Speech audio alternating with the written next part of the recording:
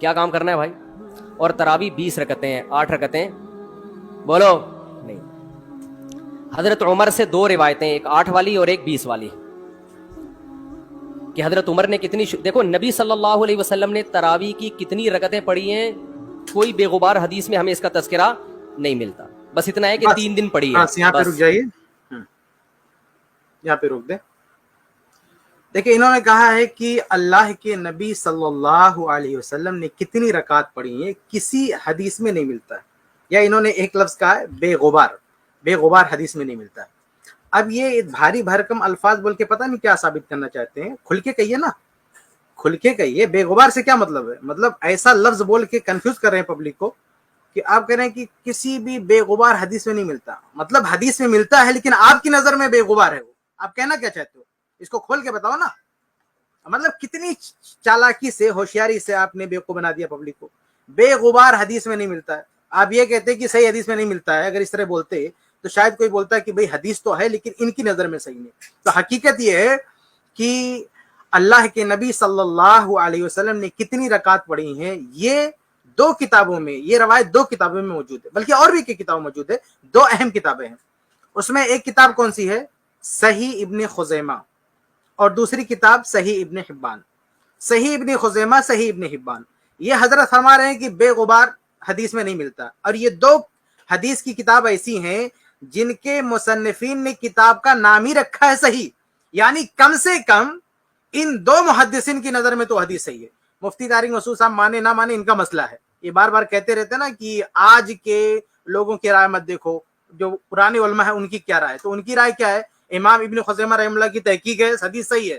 اب میں عوام سے کہنا چاہوں گا کہ امام ابن خزیمہ کی تحقیق آپ لیں گے یا مفتی صاحب کی تحقیق لیں گے؟ ایسے امام ابن حبان رحمہ اللہ وہ کہتے ہیں یہ حدیث صحیح ہے. اب امام ابن حبان رحمہ اللہ کی تحقیق لیں گے یا ان کی تحقیق لیں گے؟ باقی یہ دونوں روایات کی ڈیٹیل دیکھنا ہو، تفصیل دیکھنا ہو، اس کے الفاظ، اس کا ترجمہ، اس کے راویوں کی پوری بحث، تو جو میری کتاب ہے مسنون رکعت تراویح، اس میں جا کے آپ پوری تفصیل دیکھ سکتے ہیں. بہرحال میں یہاں یہ بتانا چاہتا ہوں کہ مفتی طارق مسعود صاحب نے جو یہ کہنے کی کوشش کی ہے کہ اللہ کے نبی صلی اللہ علیہ وسلم نے کتنی رکعت پڑھی تھی، یہ کسی حدیث میں نہیں آیا، یہ 2 حدیثوں میں آیا ہوا ہے، 2 کتابوں میں موجود ہے.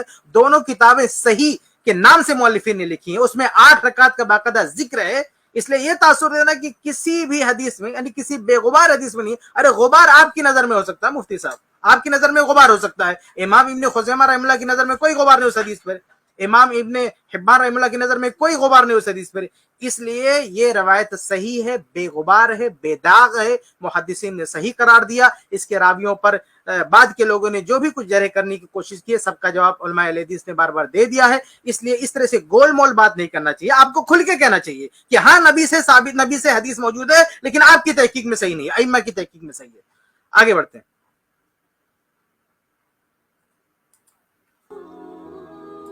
کتنی پڑھی ہے ہمیں نہیں پتا. یہ ہمیں حضرت عمر کے عمل سے پتا چلتا ہے، کیونکہ حضرت عمر بدعتی بولو نہیں ہو سکتے. کیونکہ انہوں نے جب جماعت کہتے ہیں کہ اللہ کے نبی صلی اللہ علیہ وسلم نے کتنی پڑھی، یہ حدیث سے نہیں پتا چلتا، یہ حضرت عمر رضی اللہ تعالیٰ عنہ کے عمل سے پتا چلتا ہے. حالانکہ میں آپ کو بتا چکا کہ 2 حدیث موجود ہے، لیکن مفتی صاحب اس کو گول کر رہے ہیں، اس کی وضاحت نہیں کر رہے ہیں اور لے جا رہے ہیں عمر ابن الخطاب رضی اللہ تعالیٰ عنہ کی طرف. حالانکہ سے 20 رکعتیں پڑھائی ہیں. خود عمر ابن الخطاب رضی اللہ تعالیٰ عنہ سے بھی جو ثابت ہے، ابھی مفتی صاحب اس کا تذکرہ کر رہے ہیں، ہم اس کی وضاحت کریں گے، وہ بھی صرف وتر سمیت 11 رکعت، یعنی 8 رکعت ہے اور وتر سمیت 11 رکعت ہے. 20 رکعت عمر ابن الخطاب رضی اللہ تعالیٰ عنہ سے ثابت نہیں ہے. اب مفتی صاحب اس کے بارے میں کچھ تبصرہ کریں، دیکھتے ہیں اس کو. حضرت عمر نے تو اس کا مطلب نبی نے ان 3 دن میں کتنی پڑھی تھی؟ اور ایک ضعیف روایت میں اس کا تذکرہ بھی ہے کہ نبی نے 20 رکعتیں پڑھی ہیں. تو ضعیف روایت کی تائید جب حضرت عمر رک جائیے.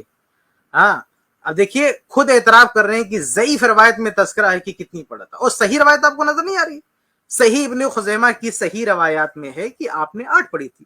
صحیح ابن حبان رحمہ اللہ، صحیح ابن حبان کی روایت میں ہے کہ آپ نے 8 پڑھی تھی.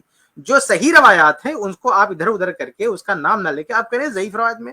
ضعیف روایت تو اسی کیا لینا ہے، جب صحیح روایت موجود ہے تو ضعیف روایت ہے نہیں. جو 20 رکعت تراویح، جو 20 رکعت کے نام سے جو روایتیں ملتی وہ ضعیف نہیں، وہ من گڑت ہے، فیبریکیٹڈ ہے، اس میں جھوٹے روات ہیں، کذاب روات ہے. آپ اس کو ضعیف کیا ہلکا کر رہے ہیں؟ وہ ضعیف نہیں، وہ جھوٹ. بہرحال ضعیف ہو تو بھی اس کی کوئی حیثیت نہیں صحیح احادیث کی روشنی میں، لیکن وہ ضعیف بھی نہیں، وہ جھوٹی روایت ہے، من گڑت روایت ہے. جی آگے بڑھیں. کیونکہ جو راوی حضرت عمر سے 8 بیان کر رہا ہے وہی کتنی بھی بیان کر رہا ہے؟ 20 بیان کر رہا ہے. اور جب ہم صحابہ کے دور میں دیکھتے ہیں تو ہمیں سب جگہ 20 نظر آ رہی ہیں, 8 کہیں بھی نظر نہیں آ رہی. تو یہ کیسے ممکن ہے کہ حضرت عمر نے 8 شروع کی ہوں اور کوفہ, بصرہ, دمشق, شام, مصر سب جگہ 20 ہو رہی ہوں؟ اس سے پتہ چلتا. ایک منٹ دیکھیے, مفتی صاحب کہہ رہے ہیں کہ عمر رضی اللہ تعالیٰ عنہ نے 20 رکعت جو ہے جاری کرائی تھی, یعنی 20 رکعت کا دعویٰ کر رہے ہیں, لیکن ایسی کوئی صحیح روایت موجود نہیں. صحیح روایت جو موطا کی روایت ہے اس میں تو 8 رکعت ذکر ہے, یعنی تراویح سمیت 11 رکعت ذکر ہے, 8 کا ذکر نہیں, 20 کا ذکر نہیں. اور یہ جو مفتی صاحب کہہ رہے ہیں نا کہ مصر میں, یمن میں, شام میں, یہاں ہر جگہ جو ہے 20 ہو رہی تھی, یہ کہاں لکھا ہوا ہے کہ 20 ہو رہی تھی؟ یہ آپ کے پاس کون سی دلیل موجود ہے؟ یعنی کس حوالے کی بنیاد پر آپ یہ کہہ رہے ہیں کہ 20 رکعت ہر جگہ ہو رہی تھی صرف؟ اور آپ کا کہنے کا مطلب یہ ہے کہ جب پورے عالم اسلام میں 20 رکعت ہو رہی ہے, اب یہ منطق ان کی دیکھیے, پورے عالم اسلام میں 20 رکعت ہو رہی ہے تو عمر ابن الخطاب رضی اللہ تعالیٰ عنہ 11 رکعت کیسے کر دیں گے؟ یہ ان کا کہنا ہے. لیکن سوال یہ کہ یہ جس مقدمے پر اپنی, جس بنیاد پر اپنی عمارت کھڑی کر رہے ہیں اس کو کون ثابت کرے گا بھائی؟ یہ تو آپ کا دعویٰ ہے نا, یہ تو آپ کا دعویٰ ہے کہ پورے عالم اسلام میں 20 ہو رہی تھی, لیکن ہے کہاں یہاں پہ؟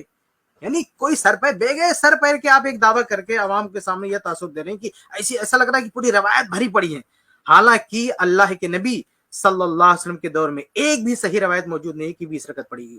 صحابہ رضی اللہ تعالی عنہم میں سے کسی ایک بھی صحابی سے ثابت نہیں ہے کہ 20 رکعت تراویح پڑی گی. اور جب عمر ابن الخطاب رضی اللہ تعالی عنہ نے جو ہے جب عمر ابن الخطاب رضی اللہ تعالیٰ عنہ نے 11 رکعت موطا کی روایت کے مطابق 11 رکعت کا حکم دیا پڑھنے کے لیے, تو اس وقت جب وہاں پہ 11 رکعت ہو رہی تھی مسجد نبوی میں, تو اس کے علاوہ عالم اسلام میں کہیں 20 رکعت ہو رہی ہو, اس چیز کا ثبوت دینا مفتی صاحب کی ذمہ داری ہے. ورنہ یہ تو صرف دعویٰ ہے, یہ تو صرف دعویٰ ہے کہ ہر جگہ 20 ہو رہی ہے تو یہ 8 کیسے ہو سکتا ہے؟ ارے 20 کہاں ہو رہی ہے؟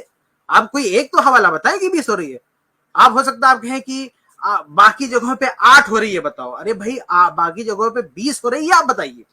جب عمر ابن الخطاب رضی اللہ عنہ سے ثابت ہو گیا مرکزی جگہ پر, یا جو خلافت کا مرکز ہے, جب وہاں پہ ثابت ہو گیا, یعنی خلیفہ کا یہ آرڈر آ گیا کہ 11 پڑھنا ہے, تو ظاہر سی بات ہے کہ جب خلیفہ کا آرڈر آیا ہے, ان کی طرف سے تاکید آئی ہے, تو پورے عالم اسلام کا مسلک وہی ہوگا, الا یہ کہ آپ اس کے خلاف ثابت کر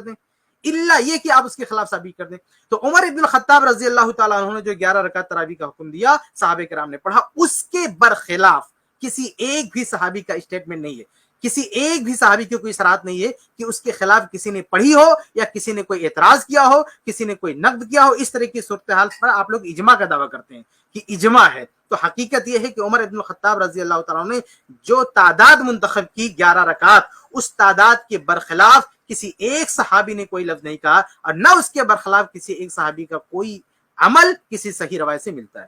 جی آگے بڑھتے ہیں.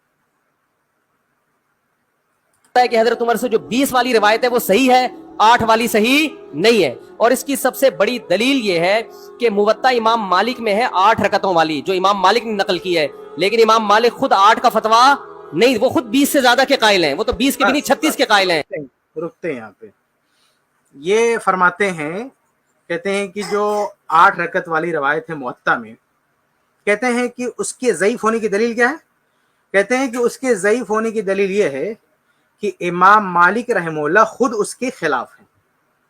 یعنی آپ بتائیے کہ امام مالک رحمہ اللہ اس کے راوی ہیں, تھوڑی دیر کے لیے مان لیں کہ امام مالک رحمہ اللہ اس کے خلاف گئے, تو کیا ایک محدث اگر کوئی روایت بیان کرتا ہے اور اس کے خلاف کوئی موقف اپناتا ہے, تو اچھا وہ خلاف ہے کہ نہیں, وہ ابھی ہم آگے بات کریں گے, لیکن اگر تھوڑی دیر کے لیے مان لیں کہ اس کے خلاف کوئی موقف اپناتا ہے, تو کیا ہم یہ کہیں گے کہ وہ روایت ثابت ہی نہیں ہے؟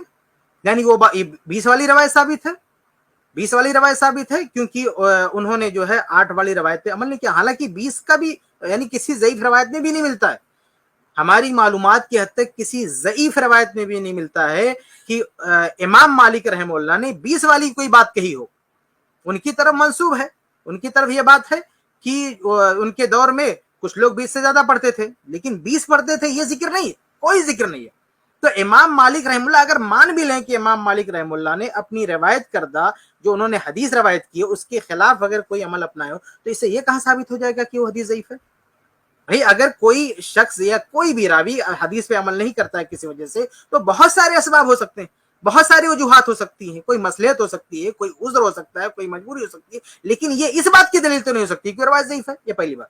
दूसरी बात, ये जो मुकदमा है ना, ये जो मफरूजा है कि इमाम मालिक रहमहुल्लाह ने 11 से ज्यादा यानी अपनी हदीस पे अमल नहीं किया, ये इमाम मालिक रहमहुल्लाह पर बहुत बड़ी तोहमत है, इमाम मालिक रहमहुल्लाह पे सरासर इल्जाम है। इमाम मालिक रहमहुल्लाह का ऐसा जो है कोई फतवा नहीं है। इमाम मालिक रहमहुल्लाह के शागिर्दों में से किसी ने भी यह नकल नहीं किया, कोई सही रवायत मौजूद नहीं है कि जिसमें यह हो कि इमाम मालिक रहमहुल्लाह ने 11 से ज्यादा तरावी पढ़ी हो। बल्कि इमाम मालिक रहमहुल्लाह के जो शागिर्द हैं वो यही नकल फरमाते हैं कि इमाम मालिक रहमहुल्लाह ने जो तादाद मुंतखब की है अपने लिए और जिसको राजे करार दिया है, जिसको सही समझा है, वो 11 रकात है। चुनांचे मैं आपके सामने हवाला पेश कर देता हूँ। अच्छा, इसकी पूरी तफसील जो है हमारी किताब जो मसनून रकात तरावी है उसमें है। उसके सफ़ा नंबर 374 हम देखते हैं।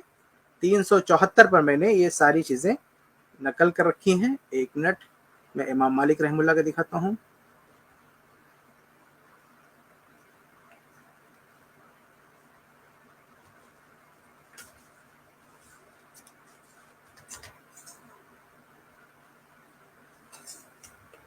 दो सौ 28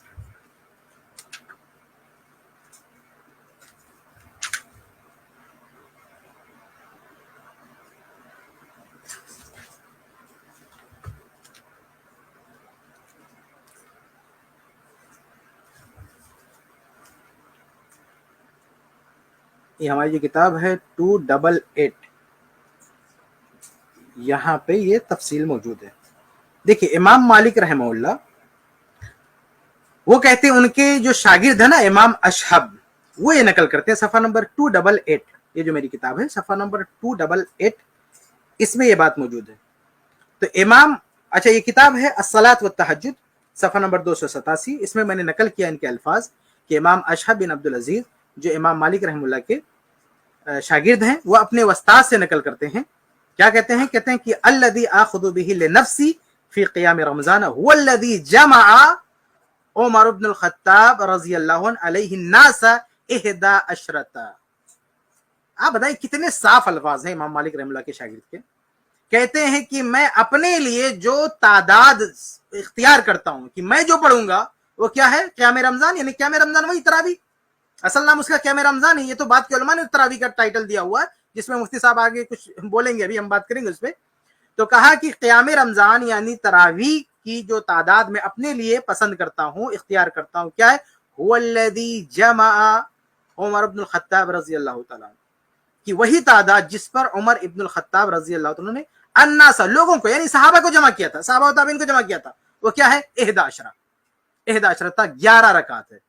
और आगे क्या कहते हैं आप देखें, आगे क्या कहते हैं, यानी आप देखिए अमल भी कर लिया और रिवायत का जिक्र भी कर दिया कि उमर इब्न अल-ख़त्ताब रज़ियल्लाहु तआला ने चूंकि 11 पे जमा किया था इसलिए मैं वही करूंगा। और कहते हैं वही सलातु रसूलिल्लाह सल्लल्लाहु अलैहि वसल्लम, और सिर्फ इसी पर नहीं रुक रहे हैं, कहते हैं यही अल्लाह के रसूल सल्लल्लाहु अलैहि वसल्लम की भी नमाज है। कहते हैं यही अल्लाह के रसूल सल्लल्लाहु अलैहि वसल्लम की भी नमाज है।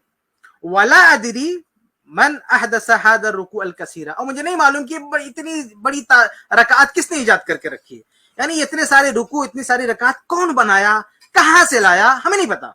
आप देखें मदीना के इमाम मालिक रहमहुल्लाह, यानी ये इशारा कर रहे हैं कि उनके दौर में कुछ लोग यानी 11 से ज्यादा पढ़ रहे थे, उसका रद्द कर रहे हैं कि हम इसको हमें नहीं मालूम, यानी वो मदीना के इमाम है, इमाम होने के बावजूद भी कह रहे हैं हमें नहीं मालूम, इसका कोई सोर्स पता नहीं है कि कहां से इन लोगों ने ये सब कर लिया है। इससे इशारा मिलता है कि भाई किसी हदीस की बुनियाद पर नहीं, हो सकता है कुछ लोगों ने नफिल समझ के बढ़ा लिया, यानी उनका भी ये दावा ना रहा हो कि ये नबी की सुन्नत है, नबी का तरीका या साहबा का तरीका है। उन्होंने सोचा हो कि भाई ये नफिल नमाज है, चलो अपने हिसाब से कुछ पढ़ लेते हैं।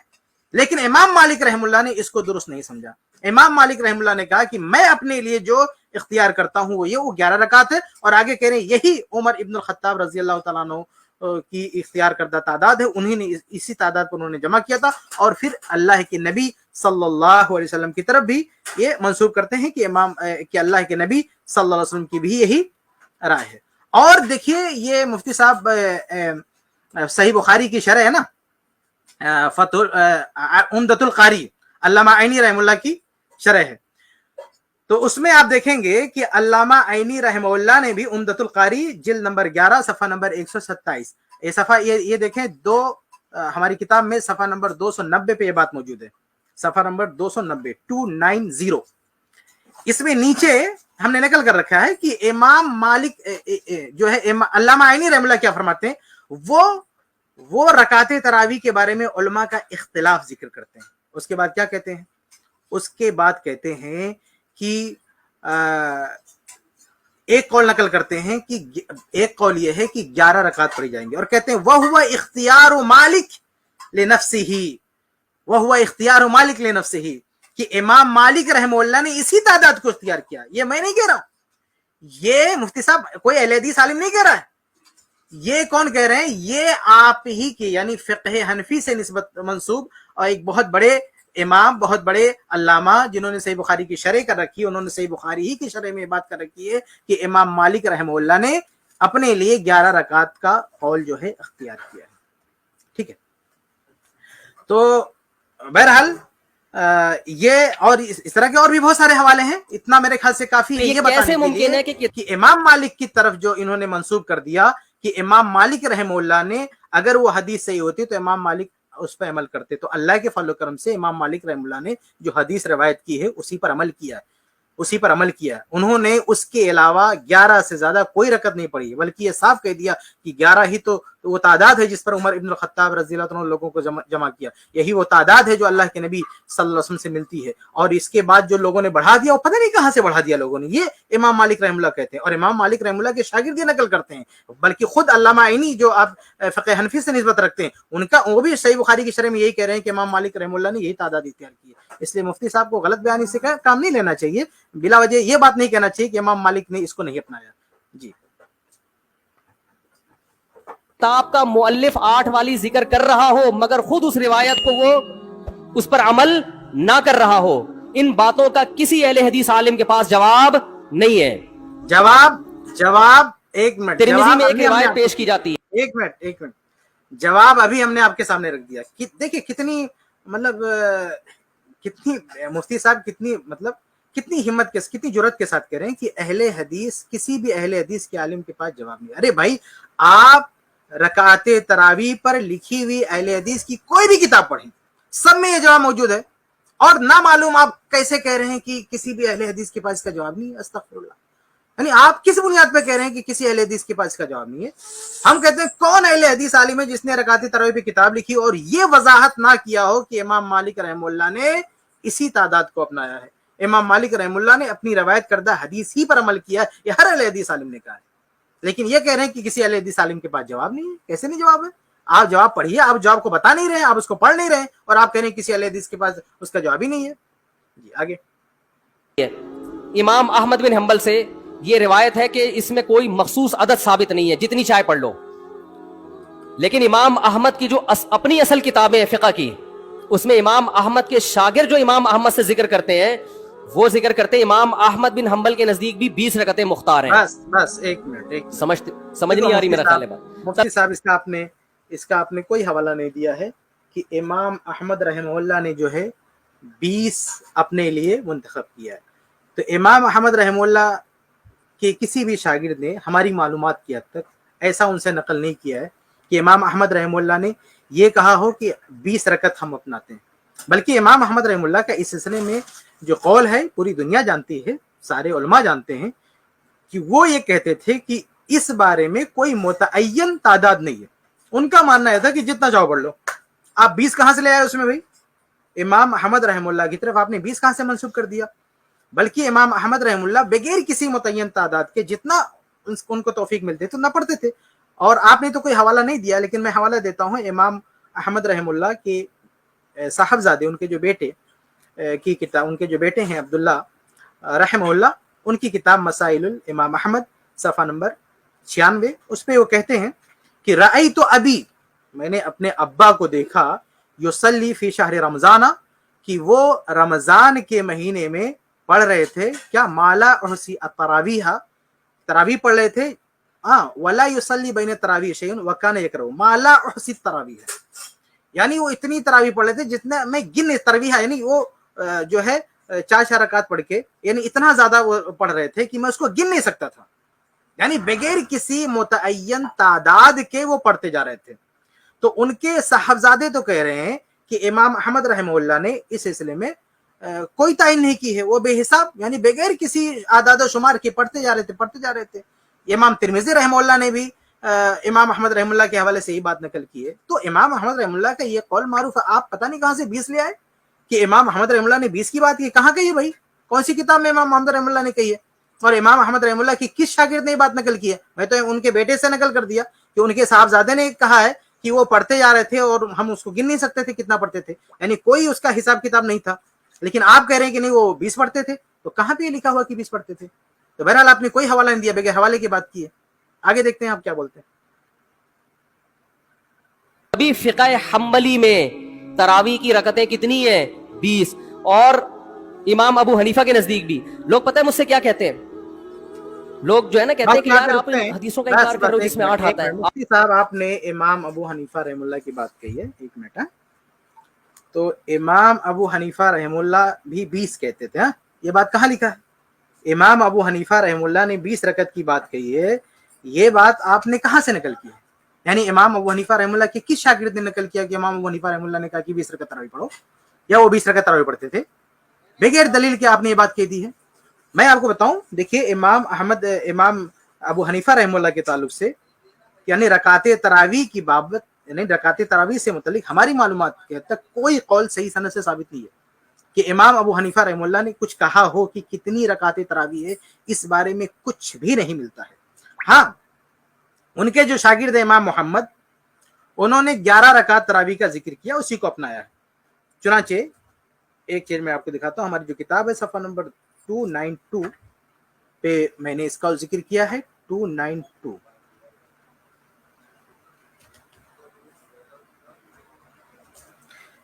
دیکھیے امام محمد جو فقہ حنفی کے امام ہیں، ان کی جو کتاب ہے، ان کی جو کتاب ہے موطا، ٹھیک ہے، موطا محمد جو ان کی کتاب ہے، صفحہ نمبر 91، اس میں انہوں نے باب قائم کیا ہے۔ کیا باب ہے؟ یہ صفحہ نمبر 292 کے بالکل نیچے اس میں انہوں نے ایک باب قائم کیا ہے، باب قیام شہر رمضان و ما فیہ من الفضل، قیام رمضان کے بارے میں۔ قیام رمضان کس کو بولتے ہیں؟ علامہ لکھنوی نے اس پر جو تعلیق چڑھائی ہے اس میں وہ لکھتے ہیں وَيُسَمَّى التراویح، قیام رمضان کا ایک نام تراویح بھی ہے۔ تو پتہ چلا کہ یہاں بات کس کی ہو رہی ہے؟ تراویح کی بات ہو رہی ہے۔ اب اس باب کے تحت امام محمد بن حسن رحمہ اللہ نے کیا کیا ہے؟ انہوں نے اما عائشہ رضی اللہ عنہا کی حدیث نقل کی ہے، اما عائشہ رضی اللہ عنہا کی حدیث نقل کی ہے۔ کون سی حدیث؟ جس میں 11 رکعات کا ذکر ہے، جس کے بارے میں مفتی صاحب کہتے ہیں کہ نہیں وہ کچھ اور ہی ہے، انشاءاللہ ہم اس پہ بھی بات کریں گے۔ تو اس میں کہتے ہیں کہ وہ بہذا، کہتے ہیں کہ ناخذو، ہم اسی کو لیتے ہیں۔ ہاں تو شہر رمضان یعنی رمضان میں تراویح کے سلسلے میں انہوں نے جو روایت نقل کی ہے امام محمد نے، وہ کون سی ہے؟ وہ 11 رکعت کی ہے، ٹھیک ہے۔ تو جب انہوں نے 11 رکعت کی نقل کی ہے تو ہم یہ کہہ سکتے ہیں کہ ان کے شاگرد نے جب 11 رکعت کی نقل کی ہے، 11 رکعت پڑھ رہے ہیں، تو ہو سکتا ہے کہ انہوں نے اپنے امام سے ہی سیکھا ہو سکتا ہے کہ ان کے امام نے یعنی امام ابو حنیفہ رحمہ اللہ نے یہ ان کو بتایا ہو۔ لیکن میں پہلے کہہ چکا ہوں کہ امام ابو حنیفہ رحمہ اللہ سے صحیح سند سے صراحت کے ساتھ ایسا کوئی بیان نہیں ہے، ایسی کوئی روایت موجود نہیں کہ انہوں نے کہا وہ 20 پڑھو۔ اگر مفتی صاحب کے پاس ہے تو بتائیں، وہ اپنی کتابوں ہی سے بتا دیں، اپنی فقہ کی کتابوں سے بتا دیں، کہیں سے بتا دیں کہ امام ابو حنیفہ رحمہ اللہ نے یہ کہا ہو کہ 20 رکعت تراویح پڑھو۔ ہاں ان کے شاگرد 11 کی بات کر رہے ہیں، ان کے شاگرد موطا امام محمد میں 11 کی بات ہے، 11 کی بات ہے۔ تو جب ان کے شاگرد 11 بول رہے ہیں تو آپ کو یہ 20 کی بات کہاں سے مل گئی؟ تو بہرحال اس کا بھی کوئی حوالہ نہیں دیا کہ امام حنیفہ کا نام انہوں نے لے لیا کہ امام حنیفہ نے جو ہے 20 کی بات کہی ہے، لیکن امام حنیفہ سے ثابت نہیں ہے۔ حقیقت یہ ہے کہ چاروں ائمہ میں سے کسی ایک بھی امام نے یہ نہیں کہا ہے کہ 20 رکعت سنت ہے، کسی ایک بھی امام نے نہیں کہا کہ 20 رکعت اللہ کے نبی صلی اللہ علیہ وسلم سے ثابت ہے یا صحابہ سے ثابت ہے یا سنت ہے۔ اس طرح کا دعویٰ، اس طرح کا بیان چاروں اماموں میں سے کسی ایک نے نہیں کہا ہے۔ इमाम अबू हनीफा रहमतुल्लाह से तो कुछ साबित नहीं है, इमाम मालिक रहमतुल्लाह से, बल्कि इसके बरस यानी 20 वाली बात किसी ने नहीं कही। इसके बरक्स हम अगर हम देखें तो इमाम मालिक यानी चारों अइम्मा में इमाम अबू हनीफा रहमतुल्लाह से तो कुछ साबित नहीं, लेकिन उनके शागिर्द 11 की बात करें। इमाम मालिक की बात करें तो इमाम मालिक के बारे में अभी बात गुजर चुकी है कि उनके शागिर्द भी 11 की बात कर रहे हैं। अगर हम इमाम अहमद बिन हंबल रहमतुल्लाह की बात करें तो इमाम अहमद रहमतुल्लाह कोई तादाद मुतय्यन मानते नहीं है, और वही सूरत हाल वही मामला इमाम शाफी रहमतुल्लाह के है कि इमाम शाफी रहमतुल्लाह भी कोई मुतय्यन तादाद इसको मसनून नहीं करार देते, वो तो कहते हैं कि जितना चाहे पढ़ सकते हैं। लेकिन ये इमाम शाफी रहमतुल्लाह का ये मौक़िफ़ नहीं है कि अल्लाह के नबी सल्लल्लाहु अलैहि वसल्लम से 20 रकअत साबित है या सहाबा किराम से 20 रकअत साबित है, बल्कि इमाम शाफी रहमतुल्लाह का मौक़िफ़ ये है कि अगर रकअतें कम हो तो ज्यादा बेहतर है, रकअतें कम हो तो ज्यादा बेहतर है। तो अगर रकअतें कम की बात करें यानी बड़ी रकात के यानी उनके सामने अगर तकाबुल रखा जाए कि अगर कोई 40 रकअत पढ़ रहा है, कोई 20 रकअत पढ़ रहा है, तो इमाम शाफी कहेंगे कि 40 से बेहतर 20 है। तो उनका उसूल ये कहता है कि अगर 20 के मुकाबले में कोई 11 की बात करे तो इमाम शाफी का उसूल क्या बनता है कि इसके मुकाबले में 11 ये बेहतर है, क्योंकि इमाम शाफी रहमतुल्लाह का असल मौक़िफ़ ये है कि रकात कम हो क़याम लंबा हो, रकात कम हो क़याम लंबा हो। तो तरावी जिस तरावी में रकात कम होंगे और क़याम लंबा होगा वो इमाम शाफी रहमतुल्लाह की नजर में बेहतर जो है तादाद होगी। तो खुलासा ये कि चारों अइम्मा में से किसी एक इमाम ने भी ये नहीं कहा है कि 20 रकअत तरावी सुन्नत है या 20 रकअत पढ़ना चाहिए या 20 रकअत पढ़ना ज्यादा बेहतर है, ये किसी एक इमाम ने भी नहीं कहा। ना इमाम अबू हनीफा रहमतुल्लाह ने, ना इमाम मालिक रहमतुल्लाह ने, ना इमाम शाफी रहमतुल्लाह ने, ना इमाम अहमद बिन हंबल रहमतुल्लाह ने, बल्कि इसके बरक्स इमाम मालिक रहमतुल्लाह से तो पूरी सराहत मिलती है कि 11 की बात करते थे। इमाम हनीफा रहमतुल्लाह के शागिर्द जो है 11 की बात कर रहे हैं। इमाम अहमद बिन हंबल रहमतुल्लाह की किसी तादाद को मानते ही नहीं है। इमाम शाफी रहमतुल्लाह कहते हैं कि जितनी कम हो वही बेहतर है। अगर वो 40 के मुकाबले में 20 की बात कही जाए तो कहेंगे कि 40 की बनिस्बत जो है 20 रकअत ये बेहतर होगी क्योंकि ये कम है। तो वो उसूल बयान करते हैं कि रकअतें कम हो क़याम लंबा तो ज्यादा बेहतर है। अब 20 के मुकाबले में आप उनसे कहेंगे 11 की बात, तो 11 उनके उसूल की रोशनी में 20 की बनिस्बत 11 जो है ज्यादा बेहतर है। तो ये दावा करना कि अइम्मा जो है 20 रकअत के कायल थे, ये गलत बात है। चारों अइम्मा में से किसी का भी ये मौक़िफ़ नहीं था कि 20 रकअत सुन्नत है या उसको पढ़ना ज्यादा अफजल है। जी, बुखारी की हदीस है ना, उसका तरावी से कोई ताल्लुक नहीं है। बुखारी में आता है नबी रमजान और गैर रमजान में 8 पढ़ते थे, उसका तरावी से कोई ताल्लुक, वो तो गैर रमजान में भी थी। इतनी सेंस नहीं है यार, आप हमें कुरान और हदीस सिखा रहे हो और हमें अपना मुक़ल्लिद बना रहे हो। इतनी सेंस नहीं है। आपको मालूम है कि अल्लामा अनवर शाह कश्मीरी रहमहुल्लाह ये जो है फ़िक़्ह हनफी से ताल्लुक़ रखते हैं, और इस हदीस पर तो हम बहुत सारी बातें कह सकते हैं, बहुत कुछ कहा जा सकता है कि इस हदीस का जो है क्या, इसका क्या मतलब है, इसका क्या ताल्लुक़ है। लेकिन आप देखें कि आपके जो बुजुर्ग हैं उनका भी यही कहना है कि ये जो सही बुखारी की रवायत है उससे वो भी यही मानते हैं कि इससे मुराद क्या है, इससे मुराद रकात तरावी है। अल्लामा अनवर शाह कश्मीरी ने तो बाकायदा लिख रखा है कि ये माने बगैर कोई चारे कार ही नहीं है कि अल्लाह के नबी सल्लल्लाहु अलैहि वसल्लम की जो नमाज है, तरावी की नमाज है, वो 11 रकात है। ये और 20 रकअत वाली रवायत को उन्होंने ज़ईफ़ करार दिया, इसको उन्होंने तस्लीम किया। आप जो कह रहे हैं कि वो अलग नमाज थी, यानी रमजान में पढ़ते थे, गैर रमजान में पढ़ते थे, भाई वही तो ताज्जुद की नमाज, वही तो तरावी है। यानी रमजान में उसी का नाम तरावी है, बस ये कोई अलग नमाज नहीं है। आप इसको अलग साबित कर रहे हैं तो आपके जिम्मा ये सबूत देना लाजिम है कि आप इस चीज को साबित करें कि अल्लाह के नबी सल्लल्लाहु अलैहि वसल्लम ने तरावी भी पढ़ी हो और तहज्जुद भी पढ़ी हो। कोई एक रवायत लेकर आए कि खुद अल्लामा अनवर शाह कश्मीरी ने ये बात कही है कि किसी भी रवायत से साबित नहीं है कि अल्लाह के नबी सल्लल्लाहु अलैहि वसल्लम ने तरावी भी पढ़ी हो और तहज्जुद भी पढ़ा हो। तो आप कह रहे हैं वो अलग नमाज थी, वो अलग नमाज नहीं थी। ये वही नमाज है जिसकी कैफियत रमजान में कुछ बदल जाती है, तो उस कैफियत की वजह से उसी का नाम जो है तरावी। और ये तरावी भी अल्लाह के नबी का दिया हुआ नाम नहीं है, ना सहाबा का दिया हुआ नाम है, ये तो बाद के उलमा ने इसका जो है तरावी नाम दिया हुआ है। ये लफ्ज तरावी ये ना सहाबा या ना नबी का दिया हुआ नाम है, ना सहाबा का दिया हुआ नाम है, ये बाद के लोगों ने ये दिया हुआ नाम है। असल जो रवायात में मिलता है वो क़याम रमजान, सलातुल लैल, क़यामुल लैल, इस तरह की रवायत मिलती है। सही बुखारी में क्या, मन क़ाम रमजाना, जो रमजान में क़याम करे, क्या मुराद है उससे? मुराद वही क़याम रमजान यानी सलातुत तरावी है। तो बहरहाल ये दोनों एक ही नमाज है। आप जो सेंस की बात कर रहे हैं, आप देखें इमाम बुखारी रहमुल्लाह ने इस रवायत को नकल फरमा अपनी किताब जो है सही बुखारी में, और वहाँ पे क्या चैप्टर क्या है, सलातुत तरावी। और ये जो देवबंदी हजरात ने छापा है उसको किनारे कर दिया। सलातुत तरावी क्या किया, इनके यहाँ से जो नुस्खा छपा हुआ है वो भी कहाँ है, उसमें भी सलातुत तरावी लिखा हुआ है, लेकिन कहाँ पे लिखा हुआ है, वो साइड में, यानी पेज के जो है एक तरफ साइड में किनारे लिखा हुआ और नून लगा के लिखा हुआ है, यानी किसी नुस्खे में ये लिखा हुआ सलातुत तरावी। बाकी जो अरब से सही बुखारी छपी है उसको आप देखेंगे तो उसमें साफ लिखा हुआ किताब सलातुत तरावी।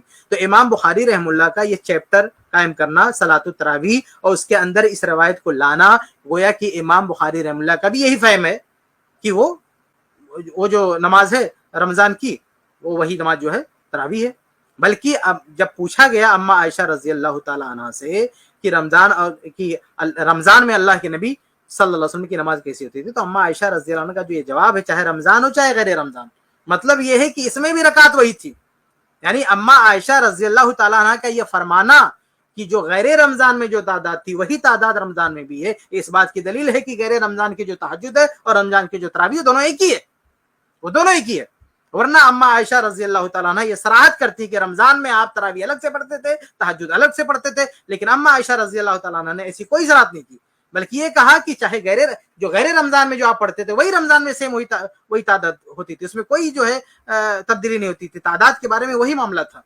इसलिए ये मुफ्ती साहब जो कह रहे हैं सेंस की बात कर रहे हैं, तो ये इमाम बुखारी से ज्यादा इनका सेंस है। इमाम बुखारी के बारे में आपको पता है इब्ने हजर रहमुल्लाह ने तक़रीब तहज़ीब में क्या लिखा है, उन्होंने लिखा है कि इमाम दुनिया फी फ़िक़्हिल हदीस, कि फ़िक़्हुल हदीस में पूरी दुनिया के इमाम है। आप किसकी बात करते हैं, आप कह रहे हैं कि मतलब आज के अहले हदीस नौजवानों की तरफ इशारा करें कि इनका फहम है, ये इनका फहम है, ये इनका फहम है कि अम्मा आयशा रज़ी अल्लाह ताला अन्हा की उस रवायत से मुराद तरावी है, क़याम रमजान है, क़यामुल लैल है। ये फहम आज के अहले हदीस नौजवानों का है, ये फहम इमाम दुनिया फी फ़िक़्हिल हदीस का है, ये फहम इमाम बुखारी रहमुल्लाह का है, ये फहम तमाम सलफ के इम्मा का है, सलम के फुक़हा का। ये तो आप लोगों ने ये जो है उसमें शोशा निकाला है कि तरावी अलग है और जो है तहज्जुद अलग है। ये तरावी अलग तहज्जुद अलग, ये बात के लोगों का उठाया हुआ है। और मेरे ख्याल से हो सकता है कि हमसे पहले जिन लोगों ने ओपनिंग कमेंट दिया है मैं उसमें शामिल नहीं हो पाया था, लेकिन हो सकता है, मुझे उम्मीद है कि शायद इस टॉपिक पे भी काफी बातें आपके सामने आई होंगी, इसलिए मैं इस पे मजीद डिटेल में नहीं जाऊंगा क्योंकि ये शायद ये बात कवर हो चुकी है। मैं आगे बढ़ता हूं, आगे देखते हैं मुफ्ती साहब क्या कहते हैं। इतने बड़े बड़े मुज्तहिदीन की तकलीद छोड़ के मैं लोगों से एक बात कहता हूं, लोगों से कहता हूं, एक कुरान और हदीस वो है जो अबू हनीफा, शाफी, मालिक और अहमद बिन हंबल ने समझा, और एक कुरान हदीस वो है जो 15वीं सदी के मौलवी समझ रहे हैं। किसकी फहम ज्यादा सही होगी, बोलो भाई।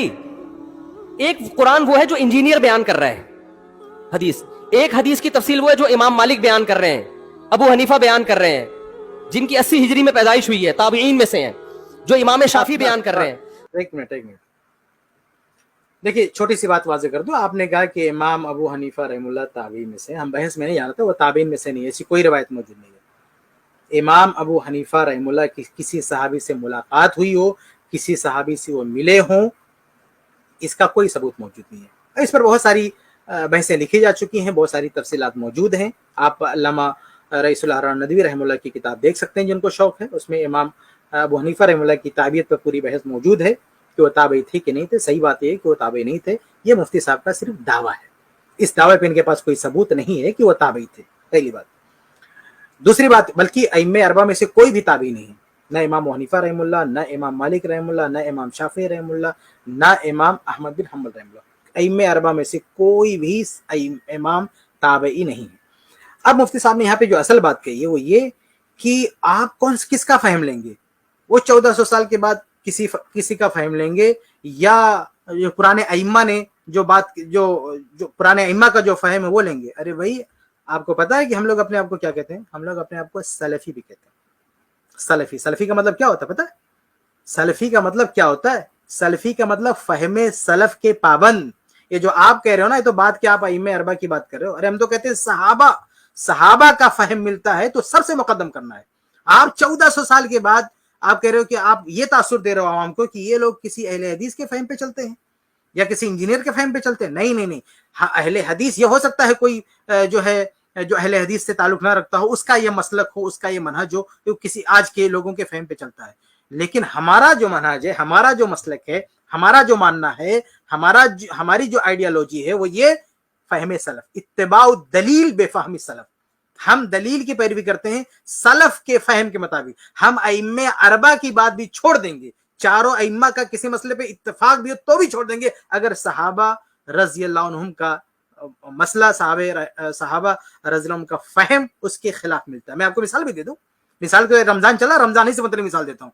رمضان میں جو مرضیہ ہے, دودھ پلانے والی عورت جو حاملہ ہے, یعنی حمل سے کوئی عورت ہے, تو اس کے بارے میں چاروں ائمہ کی طرف بات کیا منسوب ہے کہ یہ لوگ بعد میں کیا کریں گے, روزوں کی قضا کریں گے, بعد میں روزوں کی قضا کریں گے.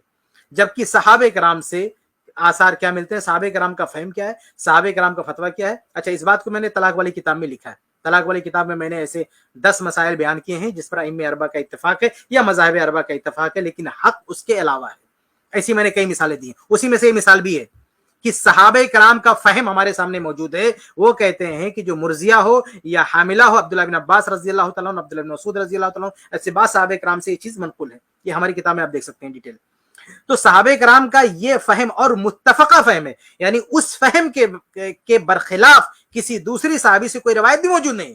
اس لیے ہم کیا کہتے ہیں, ہم کہتے ہیں دیکھو جب صحابہ کرام سے فہم مل گیا نا, تو اس فہم کے برخلاف چاہے ائمہ اربعہ ہوں چاہے بعد کے علماء ہوں, ہم ان کی بعد کے لوگوں کی فہم نہیں دیں گے. بھائی جو صحابہ نبی کے براہ راست شاگرد ہیں, جن صحابہ نے اللہ کے نبی صلی اللہ علیہ وسلم سے پڑھا ہے, ان کے سامنے بیٹھے ہیں, اٹھے بیٹھے ہیں, ان کی حدیثوں کو ڈائریکٹ سنا ہے اور ان سے دین سیکھا ہے, اگر وہ دین کے بارے میں کوئی رائے رکھتے ہیں, کوئی بات کہتے ہیں, کوئی فہم رکھتے ہیں, تو اس کے خلاف قیامت تک پیدا ہونے والے بڑے سے بڑا امام ہو, بڑے سے بڑا عالم ہو, لیکن صحابہ کرام کے فہم کے خلاف اگر اس کا فہم ہے تو ہم صحابہ کرام کے فہم کو مقدم کرتے ہیں. تو یہ ہے, اسی وجہ سے ہم اپنے آپ کو سلفی بھی کہتے ہیں. اور جب ہم اپنے آپ کو اہل حدیث کہتے ہیں نا, تو اہل حدیث کا مطلب یہ ہے قرآن کو بھی حدیث کہا جاتا ہے, حدیث کو بھی حدیث, اور صحابہ کے جو آثار ہیں نا ان کو بھی حدیث کہا جاتا ہے.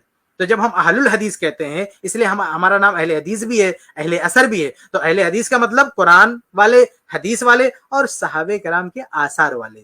تو اہل حدیث کا یہ مطلب ہوتا ہے. اہل حدیث کا مطلب نہیں قرآن اور حدیث اور سمجھ آج کی, نہ, قرآن حدیث اور سمجھ بھی صحابہ کرام کی, فہم بھی صحابہ کرام کا. اس لیے دوسرا ہمارا ٹائٹل کیا ہے, دوسرا ہمارا نام کیا ہے, سلفی. تو سلفی کا مطلب کیا ہے, صحابہ کرام کے فہم کو, صحابہ کرام کی رائے کو, صحابہ کرام کے اجتہاد کو ہم مقدم کرتے ہیں بعد کے تمام لوگوں کے اجتہاد پہ. آپ عوام کو یہ پٹی پڑھا رہے ہو کہ یہ لوگ 1400 سال کے بعد کا فہم لیتے ہیں اور ائمہ اربعہ کا فہم چھوڑ دیتے ہیں. ہم کہتے ہیں ہم صحابہ کرام کا فہم لیتے ہیں اور صحابہ کرام کے بعد آنے والوں کے فہم کو چھوڑ دیتے ہیں اگر صحابہ کرام کے فہم کے خلاف ہو تو بہرحال جو سچی بات ہے وہ پیش کرنا ہے. ابھی میں آپ کے سامنے یہ کہوں کہ جو ہے اسی بات کو پلٹ دوں کہ یہ مفتی صاحب کی بات, یعنی 1400 سال کے بعد مفتی صاحب کا فہم لے رہے ہو. کس کا فہم لے رہے ہو آپ؟ مفتی صاحب کا فہم لے رہے ہو یا آپ صحابہ کرام کا فہم لے رہے ہو؟ اب مفتی صاحب کی بات کہاں جا کے اینڈ ہوتی ہے, وہ بھی حدیث رسول نہیں, وہ بھی کہتے ہیں امام ابو حنیفہ, حالانکہ وہ 20 رکعت تراویح ان سے ثابت بھی نہیں ہے, پھر بھی زبردستی منسوب کیے جا رہے ہیں کہ امام ابو حنیفہ رحمہ اللہ کی طرف سے. لیکن اگر مان بھی لیں کہ امام ابو حنیفہ رحمہ اللہ نے کیا کچھ کہا, تو امام ابو حنیفہ رحمہ اللہ کی فہم کو یا ان کی بات کو پیش کرنے والے کون ہیں؟ آپ ہیں. تو اگر ہم یہ کہیں, یعنی اگر آپ کا عقیدہ ہے کہ امام ابو حنیفہ رحمہ اللہ کی ترجمانی کر رہے ہیں, تو اگر میں یہ کہوں کہ یہ مفتی صاحب, یہ 1400 سال کے بعد مفتی صاحب جو بتا رہے ہیں تم ان کی بات مان لو, تو ان کی تقلید کر رہے ہو, تو بتائیے آپ کیا کہیں گے کہ آپ کی تقلید ہو رہی ہے یا امام ابو حنیفہ رحمہ اللہ کی تقلید ہو رہی ہے؟ آپ اگر کہیں کہ آپ صرف بتانے والے ہیں, تقلید آپ امام ابو حنیفہ رحمہ اللہ کی کرا رہے ہیں, تو بھائی ہم بھی صرف بتانے والے ہیں, ہم اتباع اللہ کے نبی کی کروا رہے ہیں اور فہم صحابہ کرام کا پیش کر رہے ہیں. ہم اہل حدیث یہ نہیں کہ ہمارے گھر کا فہم ہے, نہیں, ہمارا یہ مسلک نہیں. ہم نے تو بھائی اپنے نام میں باقاعدہ اپنا نام, اپنے آپ کو موسوم کر رکھا ہے سلفی سے, یعنی ہمارا نام, ہمارا ٹائٹل, ہمارا جو لقب ہے وہی چیخ کر بتا رہا ہے کہ ہم فہم کس کا لیتے ہیں, ہم فہم سلف کا لیتے ہیں, ہم فہم آج کے لوگوں کا نہیں لیتے ہیں. تو آج کے جو نوجوان یا اہل حدیث یا کوئی بھی ہو, اگر وہ اپنا فہم پیش کرتا ہے اور سلف کے فہم سے ٹکراتا ہے, تو اس فہم کی ہماری نظر میں کوئی حیثیت نہیں ہے, اس کی ہماری نظر میں کوئی مقام مرتبہ نہیں ہے. اس لیے یہ غلط لوگوں کے ذہنوں میں یہ غلط بات مت ڈالیں کہ آج کے لوگوں کے فہم پہ چلے. نہیں, ارے ہم تو آپ سے بھی ایڈوانس ہیں, آپ سے بھی اوپر ہیں. آپ تو جا کے ائمہ اربعہ میں سے کسی امام پر رک جاتے ہیں, ہم اس سے بھی اوپر اٹھتے ہیں.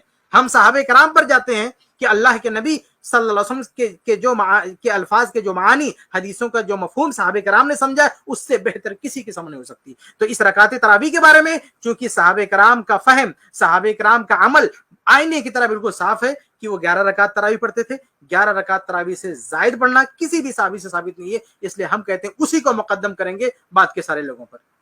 جی تم امام شافی کو چھوڑ رہے ہو, تم امام ابو حنیفہ کو چھوڑ رہے ہو, تم امام مالک کو چھوڑ رہے ہو, تم احمد بن حنبل جیسے محدث اور فقی جو امام بخاری کے استاذوں میں ہیں ان کو چھوڑ کر فالو کس کو کر رہے ہو؟ انجینئر کو. اور تم کہہ رہے ہو ہم صرف قرآن و حدیث کو. نہیں نہیں نہیں مفتی صاحب, نہیں, ان چاروں میں سے کسی کا بھی 20 رکعت تراویح کی تعلیم نہیں ہے. آپ کا مسئلہ ہے کہ آپ نے ان چاروں کو چھوڑ دیا ہے, آپ نے ان چاروں کو چھوڑ دیا اور صحابہ کرام کو بھی چھوڑ دیا ہے.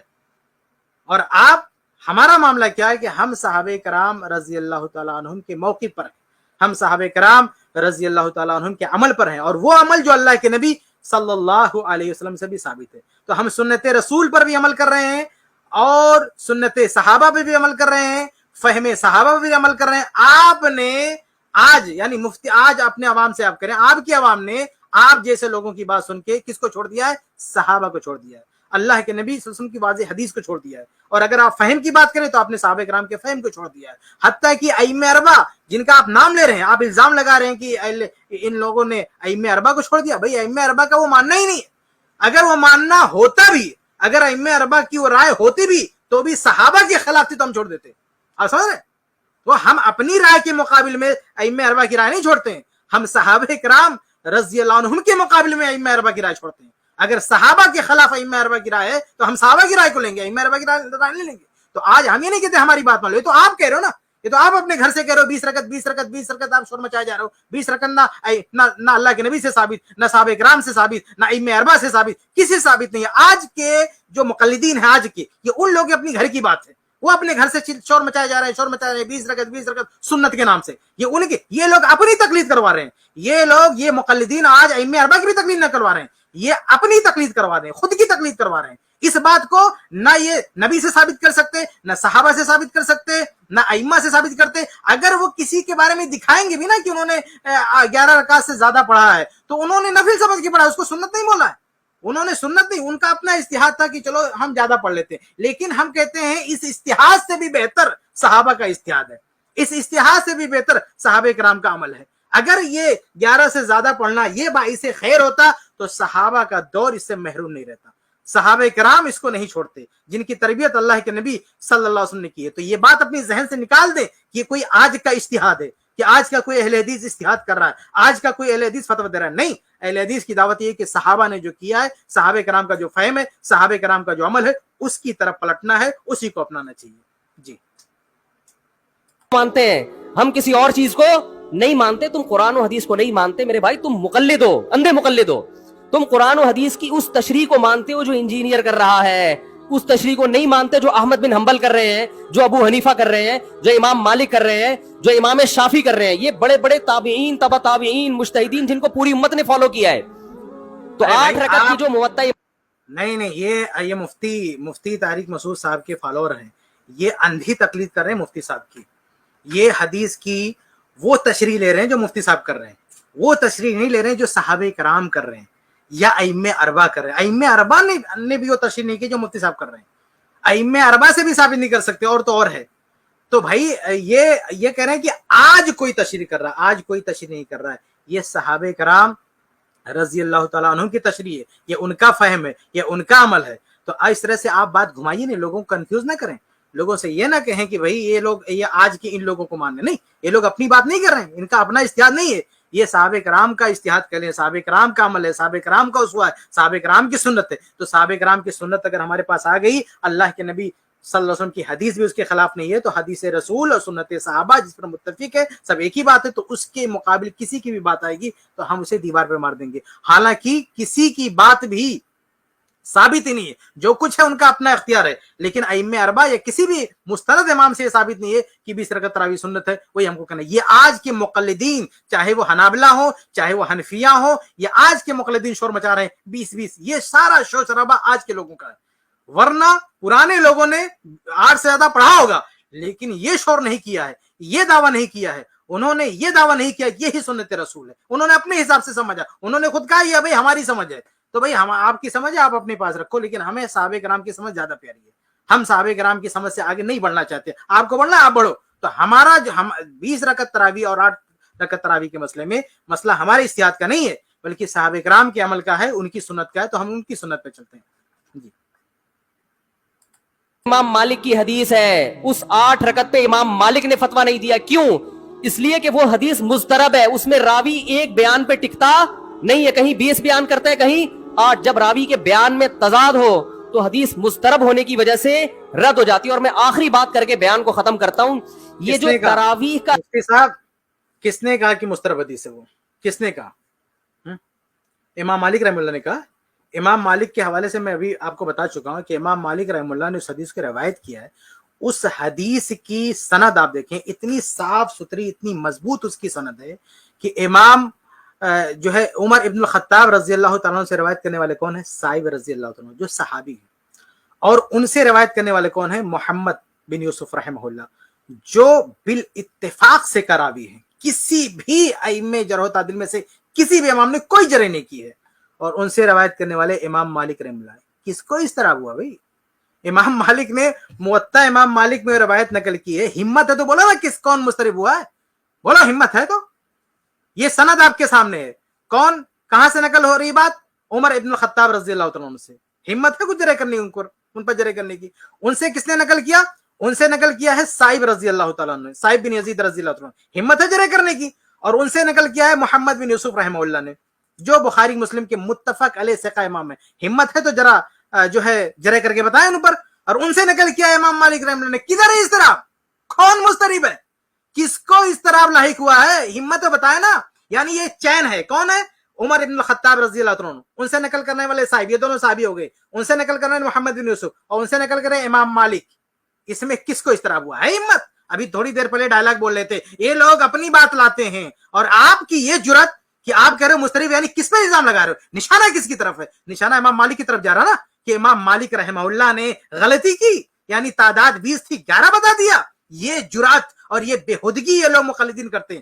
امام مالک رحمہ اللہ پر بلا وجہ ان پہ کیچڑ اٹھالتے ہیں, بلا وجہ ان کو غلط ٹھہراتے ہیں. حالانکہ امام مالک رحمہ اللہ 11 کی تعداد نقل کرنے میں اکیلے نہیں ہے. یہ آپ ذرا شجرہ دیکھ سکتے ہیں سند کا, کہ امام مالک رحمہ اللہ کے ساتھ ساتھ جو ہے 6 روات ہیں جنہوں نے 11 کی تعداد نقل کی. وہ ایک بندہ صرف ہے جس سے منقول صرف ہے 21 رکعت, وہ ثابت بھی نہیں ہے. باقی 7 روات امام مالک سمیت 7, یعنی امام مالک کے ساتھ 6 روات ہیں جو بالکل متفق ہیں کہ 11 رکعت ہے. اس میں سے ایک راوی نے عشاء کی سنتیں بھی شامل کر لی ہیں, باقی سب متفق ہیں 11. اس کے باوجود یعنی امام مالک تنہا بھی نہیں ہے, امام مالک کے ساتھ ثقہ روات کی ایک تعداد ہے, اور سب مل کے کہہ رہے ہیں 11. اور یہ لوگ اتنی بڑی جرات کر رہے ہیں, اتنی ہمت کر رہے ہیں, کہتے ہیں امام مالک جو ہے اضطراب کے شکار ہو گئے. یہ مضطرب کا لفظ تو آپ نے بول دیا, لیکن یہ اضطراب کون ہے؟ کون ہے جو ٹکتا نہیں ایک بات پر؟ بتائیں تو کون ہے؟ ہمت ہو تو بتائیں. یہ چین آپ کے سامنے ہے. عمر رضی اللہ تعالیٰ عنہ کیا یہ اضطراب کے شکار یہ نہیں ٹکے اس بات پہ؟ ان کے یہ صائب رضی اللہ تعالیٰ عنہ صحابی ہیں, کیا وہ اپنی بات پہ نہیں ٹکے؟ یا ان سے روایت کرنے والے محمد بن یوسف, کیا انہوں نے 2 طرح کی بات کی ہے؟ ان سے روایت کرنے والے امام مالک, کیا انہوں نے 2 طرح کی بات کی؟ کس نے 2 طرح کی بات کی؟ سند آپ کے سامنے. ہمت ہے تو نام بتاؤ, تب لوگ جانیں گے نا کہ کس کو آپ جو ہے الزام لگا رہے ہو. ابھی تھوڑی دیر پہلے بہت جو ہے گن گا رہے تھے, ائمہ کو مانتے, اور یہ مجال کہ کیچڑ اٹھا دیا امام مالک رحمہ اللہ پہ, جس میں وہ اکیلے بھی نہیں ہے. یہی ہے تمہاری کتابوں میں, آپ کی کتابوں میں یہی لکھا ہوا نا کہ امام مالک رحمہ اللہ نے جو تعداد بیان کی وہ غلط ہے, یہ اس کی حیثیت ہے. تو کھل کے بولو نا کہ امام مالک رحمہ اللہ غلط ہے. ہمت ہے تو بول کے بتاؤ کہ امام مالک رحمہ اللہ نے غلطی کی ہے. تو ابھی ہم آپ کو بتاتے ہیں کہ وہ غلط ہے کہ کون غلط ہے. تو بہرحال امام مالک رحمہ اللہ پر یہ سراسر الزام ہے. انہوں نے یہ دعویٰ تو کر دیا کہ مضطرب ہے, راوی ٹکتا نہیں ہے. کون راوی جو ٹکتا نہیں ہے؟ یہ سارے راوی آپ کے سامنے, کون ٹکتا نہیں ہے؟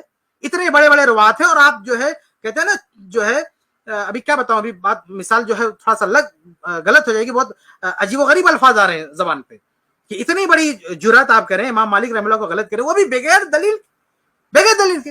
ارے بھائی ہم تو کہتے ہیں کہ اللہ کے نبی صلی اللہ علیہ وسلم کی حدیث کے برخلاف اگر کسی نے کچھ بیان کر دیا تو ہم کہتے ہیں نبی صلی اللہ علیہ وسلم کی حدیث کو مقدم کریں, صحابہ کرام کی رائے کو مقدم کریں.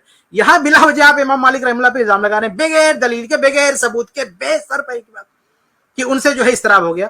وہ ایک کہتے ہیں راوی ٹکتا نہیں ایک بیان پہ. کون راوی نہیں ٹکتا؟ نام تو بتاؤ. سارا نام آپ کے سامنے, اس میں سے کون نہیں ٹکتا ہے؟ عمر ابن الخطاب رضی اللہ عنہ, کیا یہ نعوذ باللہ معاذ اللہ کہ یہ نہیں ٹکے ایک بات پہ؟ یا ان سے نقل کرنے والے صاحب رضی اللہ تعالیٰ عنہ کے یا نہیں ٹکے ایک بات پر, یا ان سے نقل کرنے والے محمد بن یوسف کیا یہ نہیں ٹکے, یا ان سے نقل کرنے والے امام مالک یہ نہیں ٹکے؟ کون ہے جو نہیں ٹکا؟ تو یہ سب بے سر پیر کی باتیں ہیں, مسترب ہے. یہ صحیح روایت ہے, بلکہ بخاری مسلم کی شرط پر صحیح ہے.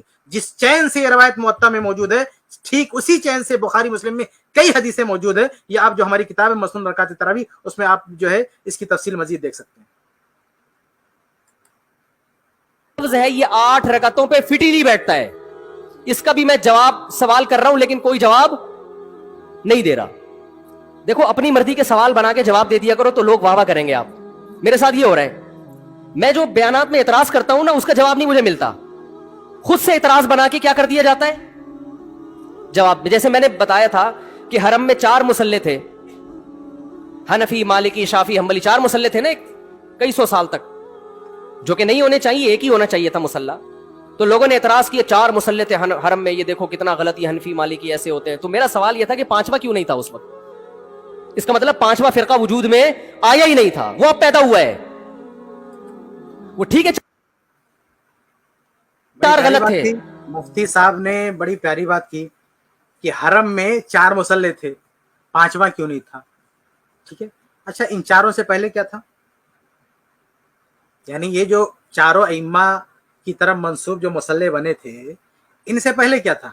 حرم میں کتنے مصلے تھے؟ اس سے پہلے کون تھا؟ تو آپ یہ کہہ رہے ہیں کہ یعنی بعد میں کوئی چیز بنی جو ختم, خود کہہ بھی رہے ہیں کہ ختم ہونا چاہیے, بعد میں کوئی چیز بنی وہ اس کو دلیل بنا رہے ہیں. اس سے پہلے کیا تھا اور ابھی بھی کیا ہے؟ تو اس سے پہلے ایک ہی مصلی تھا, ایک ہی امام تھا. اب آپ کہہ رہے ہیں کہ 5واں کیوں نہ؟ ارے یار جس جماعت کو, جماعت اہل حدیث کو 4 برداشت نہیں ہے, وہ اور 5 کیسے کریں گے؟ ہاں, یہ تو وہی بات ہوئی نا کہ کہیں کھڈا کھودا ہوا ہے تو کہا جائے کہ اس کو پاٹو, تو کہنے کہ بھئی وہ 5واں کھڈا آپ کا کہاں ہے؟ ارے بھئی ہم تو کھڈا پاٹنے کی بات کر رہے ہیں, آپ کہہ رہے ہیں کہ اور کھود کے 5واں کھڈا بھی بنا دے, یعنی 4 کھڈے کھودے ہوئے ہیں, 5واں بھی کھود کے کر دے اس میں. ہاں بھئی 4 جگہ گندگی لگی ہوئی ہے, اس کو صاف کرنے کا طریقہ ہے کیا اور گندگی بٹھا دو وہاں پہ, یعنی ایک اور مسئلہ بنا دے وہاں پہ. بھئی اہل حدیث تو کہتے ہیں کہ اگر امام احمد بن حنبل رحمہ اللہ کو فالو کرنے والا اگر مشرک نہیں ہے, حنبلی کوئی امام ہے, ٹھیک ہے کوئی دقت نہیں, وہ اس کو امام بنا دو, لیکن یہ اور مسئلے نہیں ہونے چاہیے. کسی بھی مسلک کا, کسی بھی فرقے کا کوئی عالم اگر مسئلے پہ کھڑا ہو جاتا ہے وہ کافی تھا. تو اہل حدیث کو کوئی الگ سے مسئلہ بنانے کی ضرورت نہیں ہے. اہل حدیث کا تو یہی کہنا تھا کہ نبی کے زمانے میں ایک ہی مسئلہ تھا. ارے بھئی اہل حدیث کا کہنا یہ ہے کہ یہ مطلب حنفی شافعی مالکی تو جانے دیں, ارے اگر کوئی ظالم, کوئی فاسق فاجر بھی کھڑا ہو جاتا, ہاں کوئی فاسق شخص, کوئی غلط آدمی بھی کھڑا ہو جاتا, اگر وہ کافر نہیں ہوتا, اگر وہ مشرک نہیں ہوتا, تو کتنا بھی بگڑا ہوا شخص ہو, اگر وہ مسئلے پہ کھڑا ہو جاتا تو بھی اہل حدیث کہتے دوسرا امام مت کھڑا کرو. اگر اس کے پاس پاور ہے, یہ قبضہ کر کے بیٹھا ہوا ہے, رہن دو, لیکن دوسرا مت کھڑا کرو. تو اہل حدیث 5واں کیوں کھڑا کرے گا بھائی؟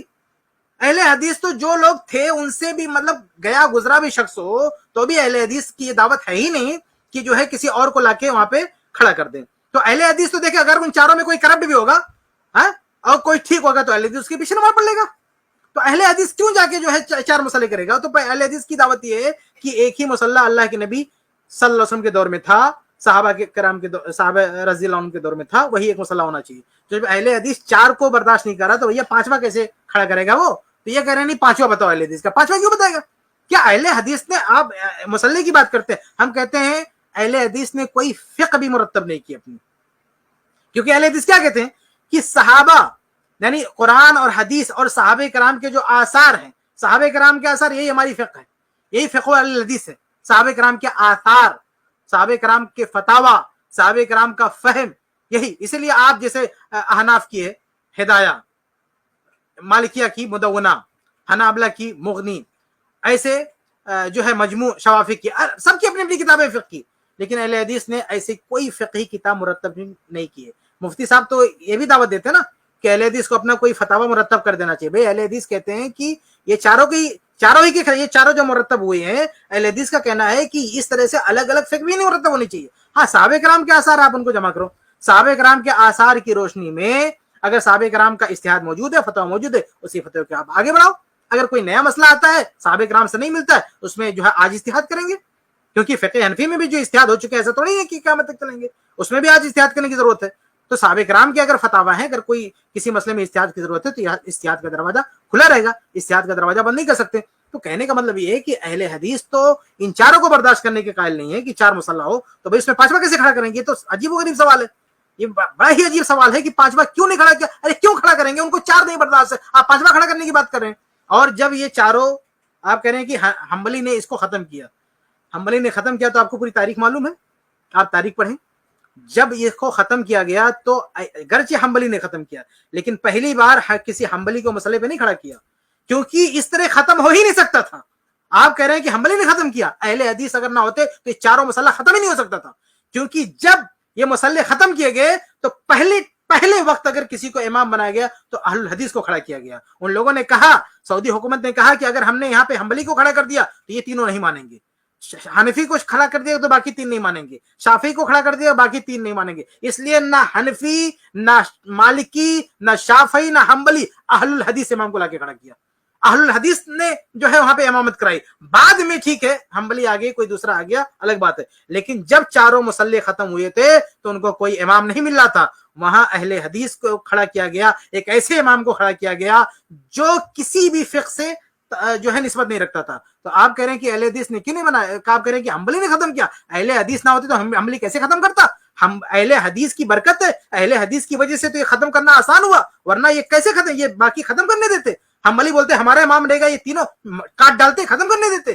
تو بھائی یہ تو اہل حدیث کی وجہ سے مسئلہ حل ہو گیا، چاروں شاند ہو گئے، چلو بھائی ہم میں سے کوئی نہیں رہے گا، چلو اہل حدیث ہے اس کے پیچھے نماز پڑھتے ہیں۔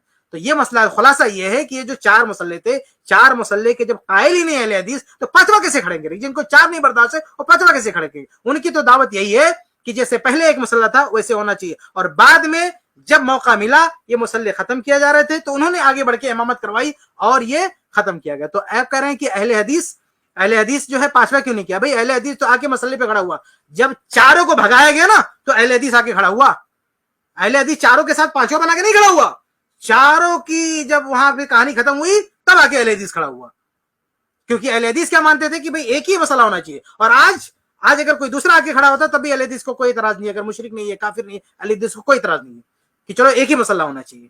ٹھیک ہے، آگے بڑھتے ہیں۔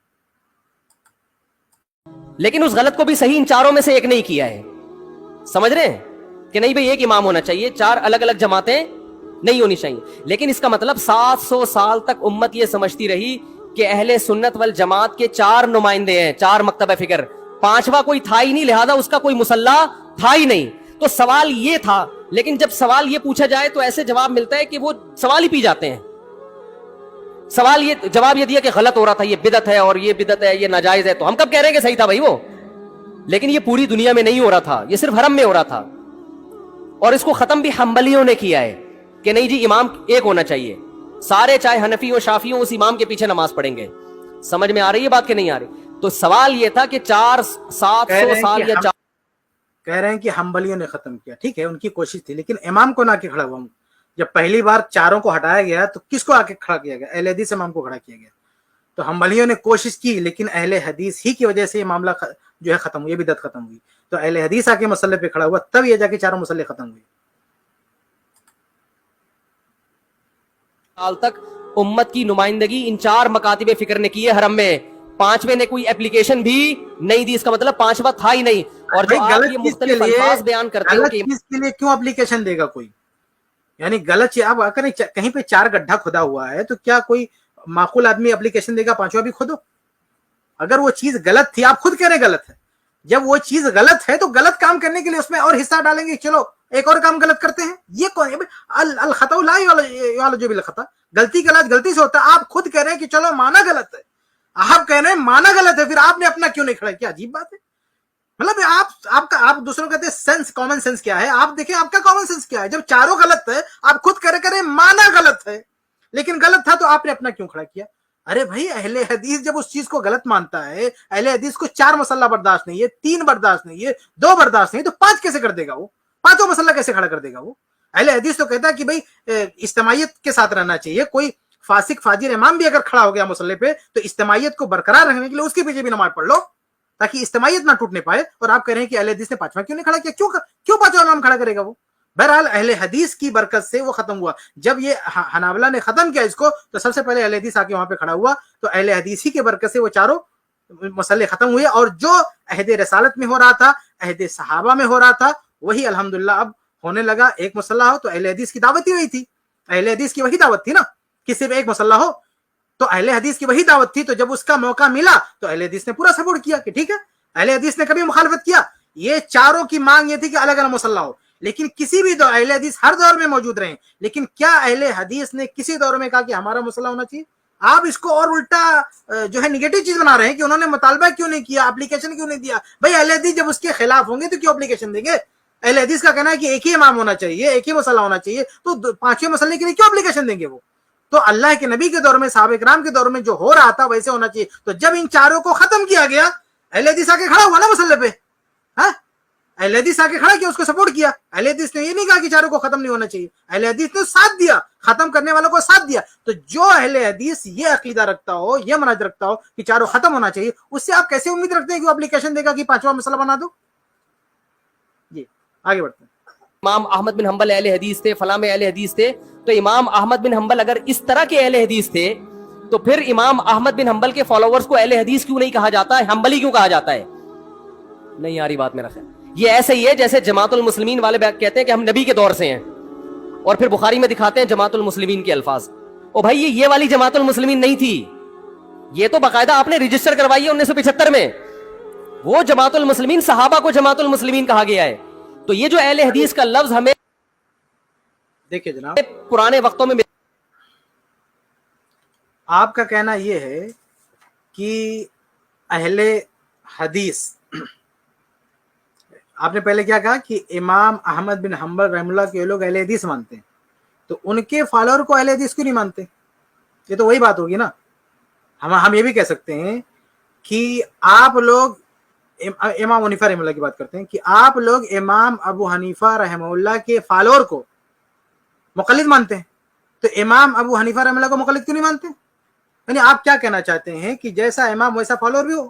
یعنی امام اور فالوور کا جو امام جیسا ہوگا ویسا ٹھیک ویسے فالوور بھی ہوگا. یعنی اگر امام مجتہد ہے تو فالوور بھی مجتہد ہے, امام مقلد ہے, یعنی فالوور اگر مجتہد ہے تو امام بھی مجتہد ہے, فالوور اگر مقلد ہے تو امام بھی مقلد ہے. تو میں آپ سے پوچھتا ہوں کہ آپ لوگ امام حنیفہ رحمہ اللہ کے ماننے والوں کو مقلدین بولتے ہیں, سب کو کہتے ہیں مقلد, تو امام صاحب کو مقلد کیوں نہیں بولتے؟ امام حنیفہ رحمہ اللہ کو مقلد کیوں نہیں بولتے؟ اگر فالوور مقلد ہے تو امام حنیفہ رحمہ اللہ مقلد کیوں نہیں ہے؟ اگر آپ کہیں کہ نہیں وہ تو مجتہد تھے, تو ظاہر سی بات ہے وہی معاملہ ہمارا بھی ہے کہ امام احمد بن حنبل رحمہ اللہ کو اہل حدیث بولتے ہیں کیونکہ وہ مجتہد تھے, وہ کسی کی تقلید نہیں کرتے تھے. تو جب امام احمد بن حنبل رحمہ اللہ مجتہد ہیں, وہ کسی کے مقلد نہیں ہے, تو بھائی ان کو ہم کیسے جو ہے ان کے فالوور کو, اور ان کے جو فالوور ہیں ان کی تقلید کرتے ہیں, تو ان کی جو تقلید کریں گے ہم کیسے ان کو جو ہے اہل حدیث بول دیں گے؟ ہاں اگر کوئی شخص برائے نام نسبت رکھتا ہے, حنبلی کہتا ہے کوئی برائے نام, لیکن اس کا منہج, اس کا پورا طریقہ اہل الحدیث کا ہو, تو ہم کہیں گے وہ اہل حدیث ہے, بھلے اس کے نام کے ساتھ ایک نسبت جڑی ہوئی ہو کسی بھی وجہ سے.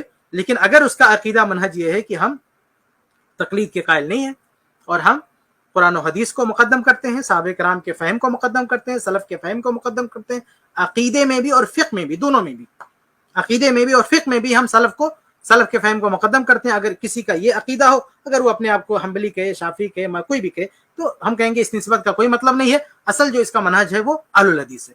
لیکن اگر کوئی تقلید کرتا ہے تو بھلے وہ اپنے آپ کو امام احمد بن حنبل رحمہ اللہ سے جوڑے, ہم اسے اہل حدیث نہیں بول سکتے ہیں. اگر وہ مقلد ہے تو ہم اس کو اہل حدیث نہیں بول سکتے ہیں. تو امام احمد بن حنبل رحمہ اللہ, اس میں کوئی شک نہیں کہ وہ اہل حدیث ہے. لیکن اگر ان کی طرف اپنے آپ کو منسوب کرنے والے اگر ان کے طریقے کے مطابق اہل الحدیث رہیں گے تو ہم کہیں گے اہل الحدیث, ورنہ ان کے فالوور کو ہم اہل حدیث نہیں کہیں گے. آپ امام حنیفہ رحمہ اللہ کے اپنے آپ کو فالوور سمجھتے ہیں, بریلوی کیوں کہتے ہیں بھائی؟ بریلوی حضرات کو کیوں نہیں آپ حنفی بولتے ہیں؟ بریلوی کیوں بولتے ہیں ان کو؟ وہ بریلوی کیسے ہو گئے؟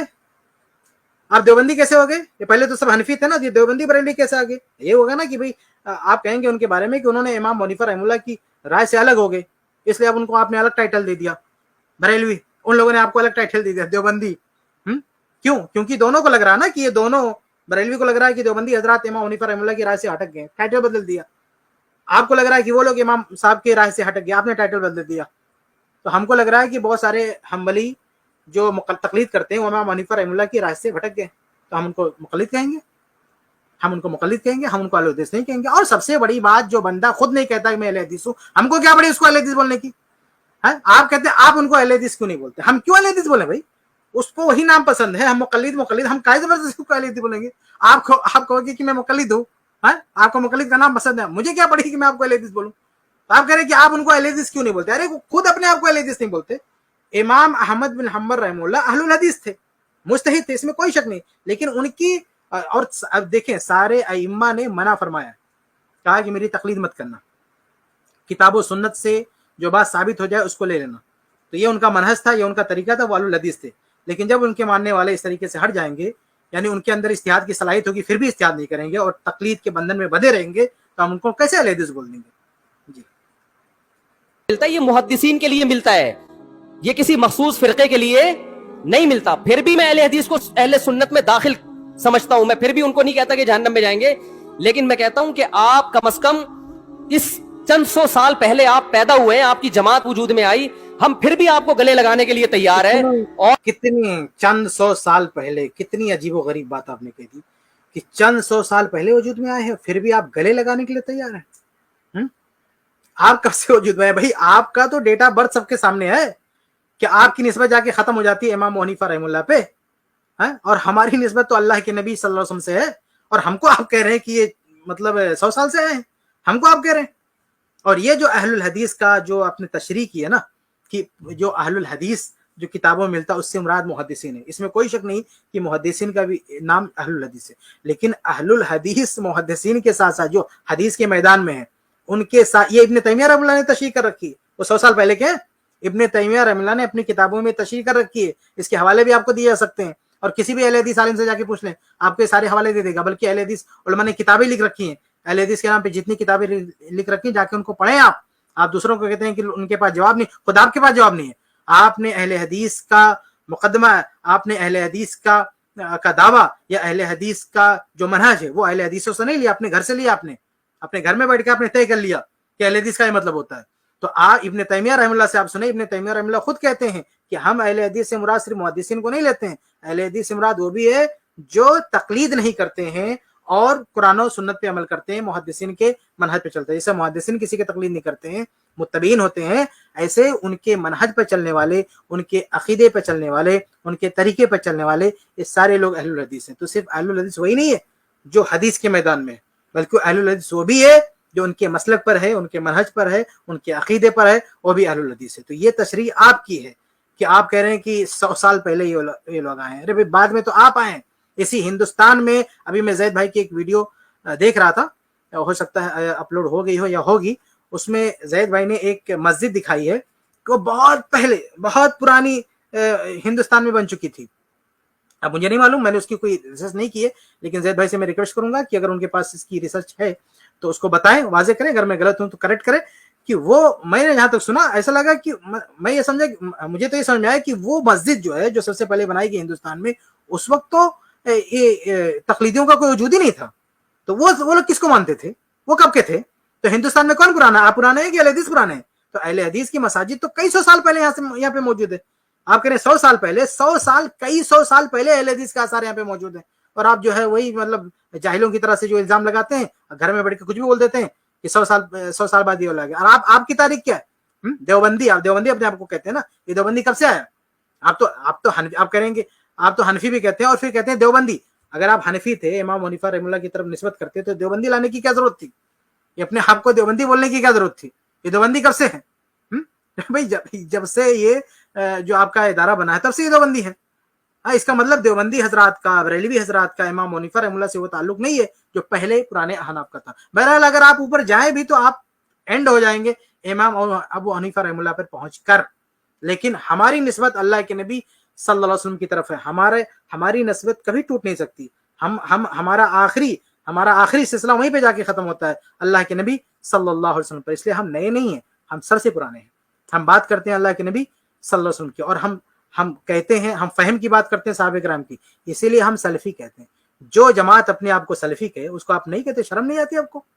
جو جماعت اپنا ٹائٹل رکھے کہ ہم سلفی ہیں, سلفی مطلب ہم اسلاف کو ماننے والے ہیں, ہم پرانے یعنی صحابہ کرام کو ماننے والے ہیں, اس جماعت کے بارے میں آپ کہتے ہیں کہ وہ نہیں ہے. شرم آنی چاہیے آپ کو اس طرح سے غلط باتیں لوگوں کے درمیان پھیلاتی ہوئی, کہ جو اپنا نام ہی میں شامل رکھے ہیں, اپنے لقب میں یہ بات شامل کر کے رکھیں کہ سلفی ہے, آپ ان کو 100 سال پرانا بولتے ہیں. اللہ آپ کو ہدایت دے. ہم صدیوں سے چلے آ رہے ہیں, آپ ہمیں کیا کر رہے ہو, آپ ہمیں گمراہ لوگوں میں داخل کر رہے ہو. تو اسلام بہت پہلے بر صغیر میں آیا ہے, جس شکل میں آیا ہے وہی شکل ٹھیک ہے, بات کی چیزوں پر اعتماد نہیں ہوتا ہمیں. تو میں ایک بات کر کے اسلام سب سے پہلے بر صغیر میں آیا تو حنفی شکل میں آیا تھا. آپ جا کے ریسرچ کیجیے, تحقیق کیجیے.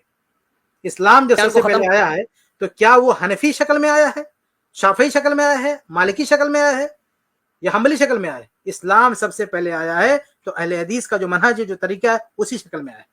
اہل حدیث کا کہنا ہے قرآن حدیث مانے, صحابہ کرام کا فہم مانے. اسی شکل میں قرآن آیا, اسی شکل میں اسلام آیا ہندوستان میں سب سے پہلے. یہ تو سب بعد میں, جب اسلام ہندوستان میں آیا اس وقت حنفی, شافعی, مالکی کسی کا کوئی وجود نہیں تھا. ہندوستان تو جانے دیں, پوری دنیا میں کوئی وجود نہیں تھا. ہندوستان کی بات جانے دیں, پوری دنیا میں کوئی وجود نہیں تھا. پورے ورلڈ میں کہیں وجود نہیں تھا, نہ کسی حنفی کا, نہ کسی مالکی کا, نہ کسی شافعی کا, نہ کسی حنبلی کا تھا. تب ہندوستان میں اسلام آیا ہے. اس لیے سب سے پرانا جو مسلک ہے, سب سے پرانا جو منہج ہے, وہ صحابہ کرام کا منہج ہے. ہم اسی منہج کو ماننے والے ہیں, اسی منہج پہ ہم چلنے والے ہیں. اور یہ جو بعد میں الگ الگ فرقہ بنا کے رکھے ہیں, ان لوگوں کی پیدائش بعد میں ہوئی ہے, یہ بات کہیں. اور ہمارا عقیدہ منہج سب سے پرانا ہے, اس لیے ہم اپنا لقب بھی رکھتے ہیں سلفی, مطلب صحابہ کرام کے منہج پر, ان کے طریقے پہ چلنے والا. کرتا ہوں. یہ جو 8 کا لفظ ہے نا, تراویح کا لفظ ہے, یہ 8 رکعتوں پر صادق بولو نہیں آتا.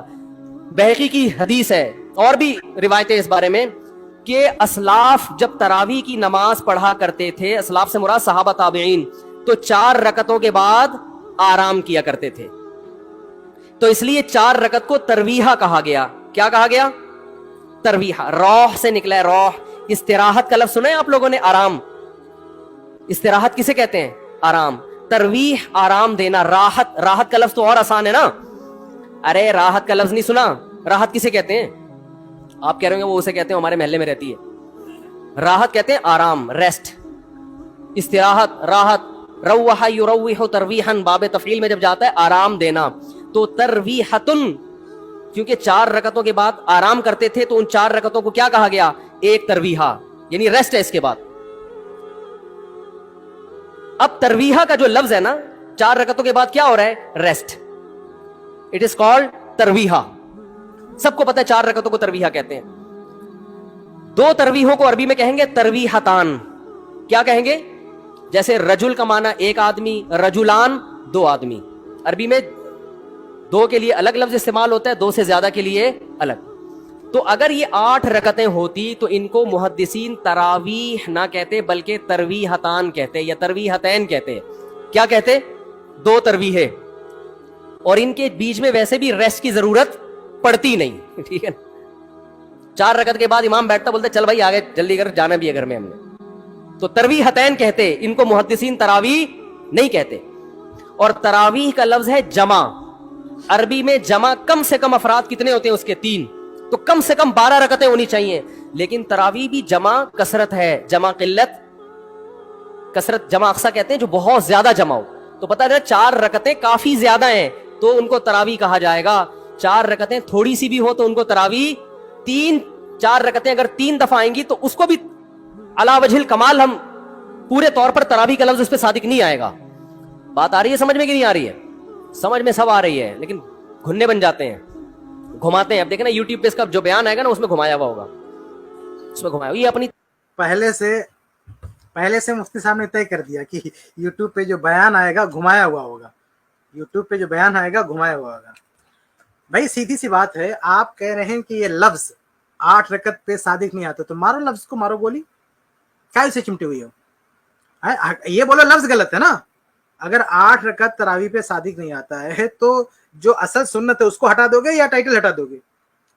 بھائی اگر نہیں صادق آتا ہے تو ٹائٹل لے کے ڈھو, آپ ہمیں اسے کیا لینا دینا. کیونکہ یہ ٹائٹل, تراویح کا ٹائٹل اللہ کے رسول اللہ تعالیٰ کا دیا ہوا نہیں ہے. قرآن میں کی تراویح کا لفظ ہے نہیں ہے. اللہ کے نبی صلی اللہ علیہ وسلم کی کسی حدیث میں تراویح کا لفظ ہے نہیں ہے. کسی بھی صحابی کی سے منقول کسی صحیح حدیث میں تراویح کا لفظ ہے نہیں. آپ نے بہقی کی ایک روایت کی طرف اشارہ کیا, آپ نے پڑھا نہیں, پتہ نہیں کون سی روایت آپ کی نظر میں ہے. ایک روایت ہے میری نظر میں جس میں جو ہے یہ تراویح سے ملتا جو ہے ایک لفظ ہے, لیکن وہ سند صحیح نہیں ہے. امام بہقی رحمہ اللہ نے نیچے لکھا ہے کہ اگر یہ, امام بہقی رحمہ اللہ نے بھی اس پہ شک کا اظہار کیا, کہا کہ اگر یہ حدیث صحیح ہو تو اس کا مطلب یہیں سے تراویح کا لفظ نکلا ہے، لیکن امام بہقی رحمہ اللہ بھی اس لفظ کو صحیح نہیں مانتے. اور اس میں ہے کیا، اس میں اما عائشہ رضی اللہ تعالیٰ عنہ کی وہی روایت ہے جو 11 رکعت کی بات کرتی ہیں.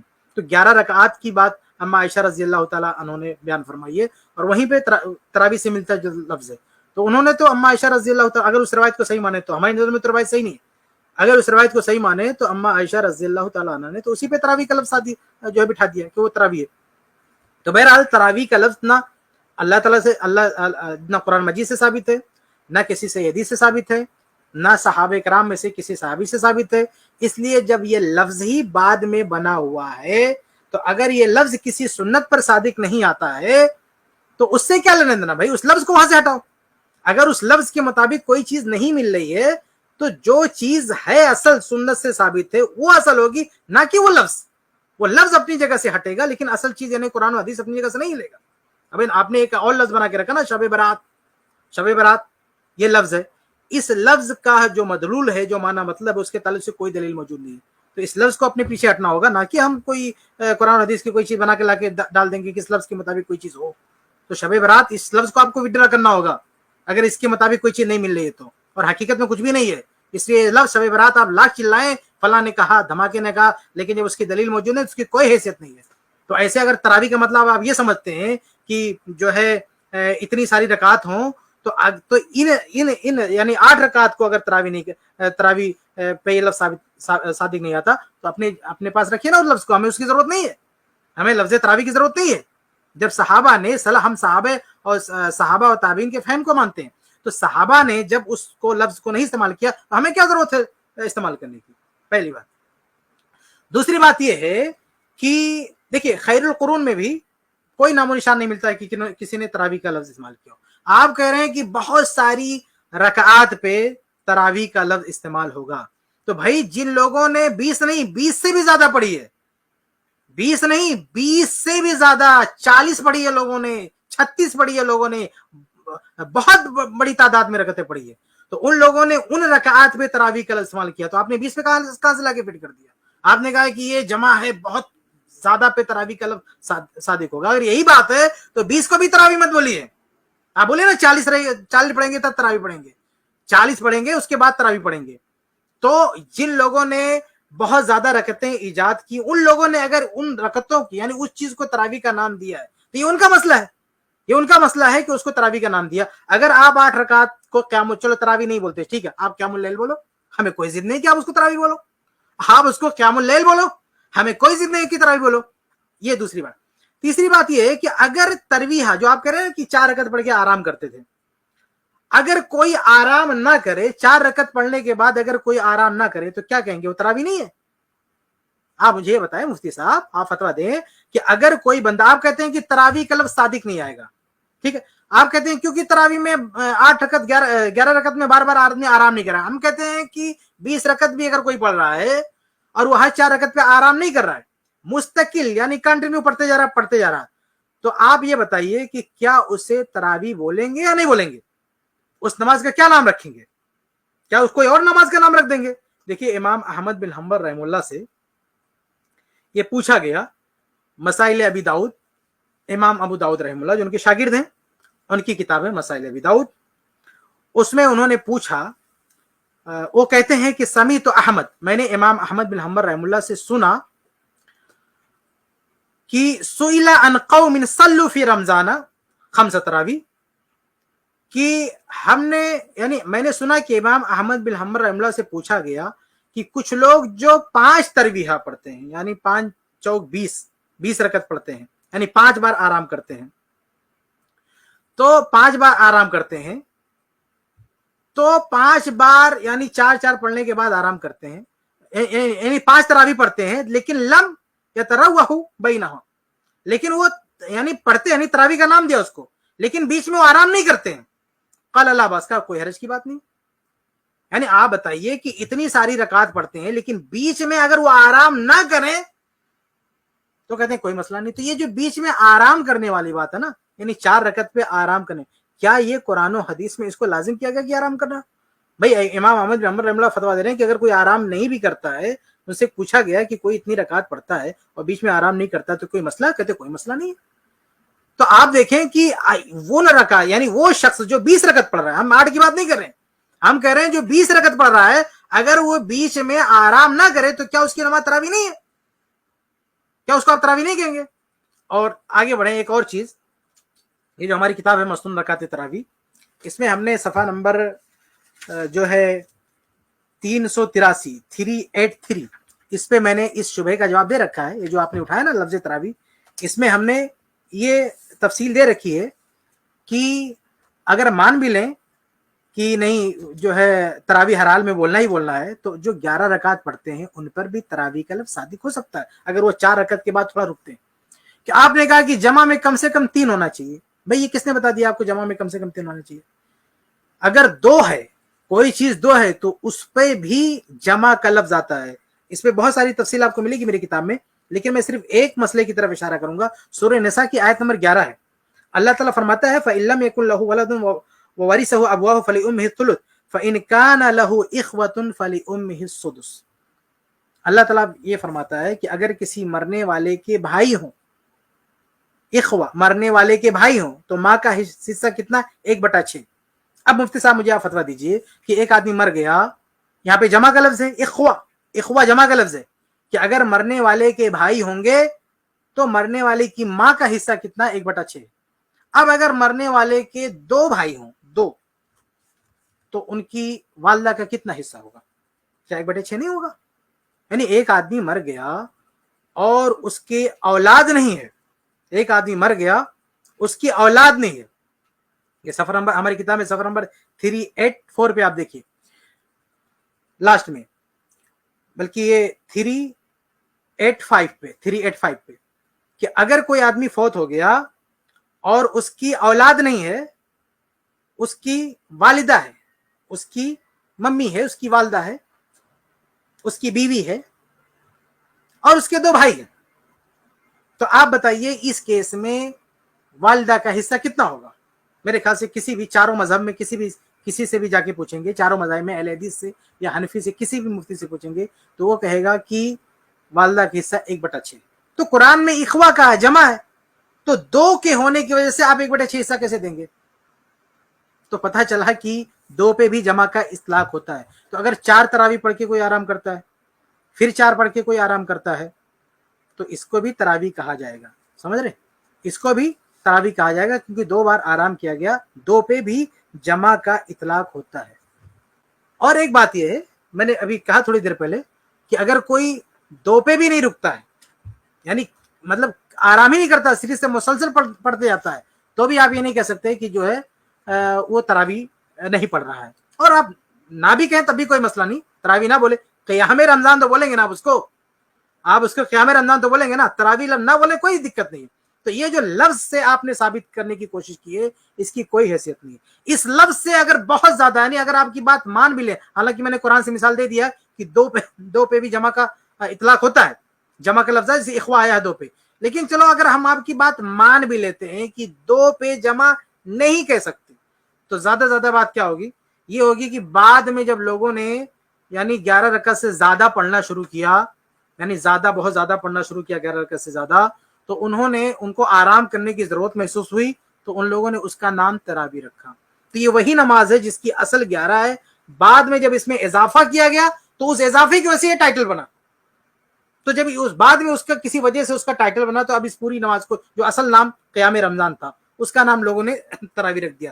تو یہ لوگوں کا جو دیا ہوا نام ہے, اس نام سے مسئلہ ثابت نہیں ہوتا, اس نام سے شرعی مسئلہ ثابت نہیں ہوتا. تو بہرحال خلاصہ یہ کہ یہ جو لفظ تراویح سے آپ نے ثابت کرنے کی کوشش کی ہے اور آپ سمجھتے ہیں کسی نے اس کا جواب نہیں دیا, آپ اہل حدیث کی کوئی بھی کتاب اٹھا کے دیکھیں, میرے خیال سے ہر کتاب میں اس چیز کی وضاحت موجود ہے کہ لفظ تراویح سے جو ہے یہ مسئلہ ثابت ہونے والا نہیں. آپ اپنی طرف سے بھی دیکھ سکتے ہیں, اس میں بھی پوری تفصیل موجود ہے, میں نے تھوڑی سی وضاحت آپ کے سامنے رکھی ہے.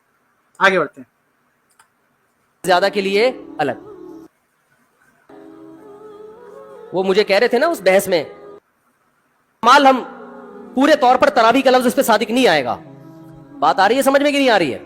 سمجھ میں سب آ رہی ہے, لیکن گھننے بن جاتے ہیں, گھماتے ہیں. اب دیکھیں نا یوٹیوب پہ اس کا جو بیان ہے کہ مفتی صاحب آپ دلیل دو, جو دعویٰ کرے دلیل اس کے ذمے ہے. میں نے کہا دلیل اس کے ذمے اس وقت ہے جب سامنے والے دعوے کا انکار کریں. میں نے ستار بھائی کو میں نے کہا کہ ستار بھائی تم نے 1 لاکھ روپے لیے ہیں. ستار بھائی کہہ رہے ہیں نہیں, ہاں لیے ہیں. تو مجھے کیا ضرورت ہے میں گواہ پیش کروں کہ دلیل دوں؟ وہ مان رہا ہے. تو یہ سب مانتے ہیں. کون مان رہا ہے؟ یہ تو مفتی صاحب کہہ رہے ہیں, مفتی صاحب یہ کہہ رہے ہیں نا کہ سب مان رہے ہیں. کیا مان رہے ہیں بھائی؟ کہہ رہے ہیں ہمیں دلیل دینے کی ضرورت نہیں ہے. کیوں نہیں ضرورت؟ ہم یہ نہیں مانتے کہ تراویح کا لفظ قرآن میں ہے. ہم یہ نہیں مانتے کہ تراویح کا لفظ حدیث میں ہے. ہم یہ نہیں مانتے کہ تراویح کا لفظ کسی صحابی نے جو ہے استعمال کیا. اس لیے بعد کے لوگوں نے استعمال کیا ہے تو وہ جانے, ان کا کام جانے. ہم یہ نہیں مانتے کہ اگر حدیث میں قرآن میں استعمال ہوتا تراویح کا لفظ, اگر حدیث میں تراویح کا لفظ آیا ہوتا, اگر صحابہ کرام رضی اللہ تعالیٰ عنہم کے زبان پہ تراویح کا لفظ آیا ہوتا تو سب آپ یہ استدلال کرتے, تب اس طرح کی باتیں کرتے.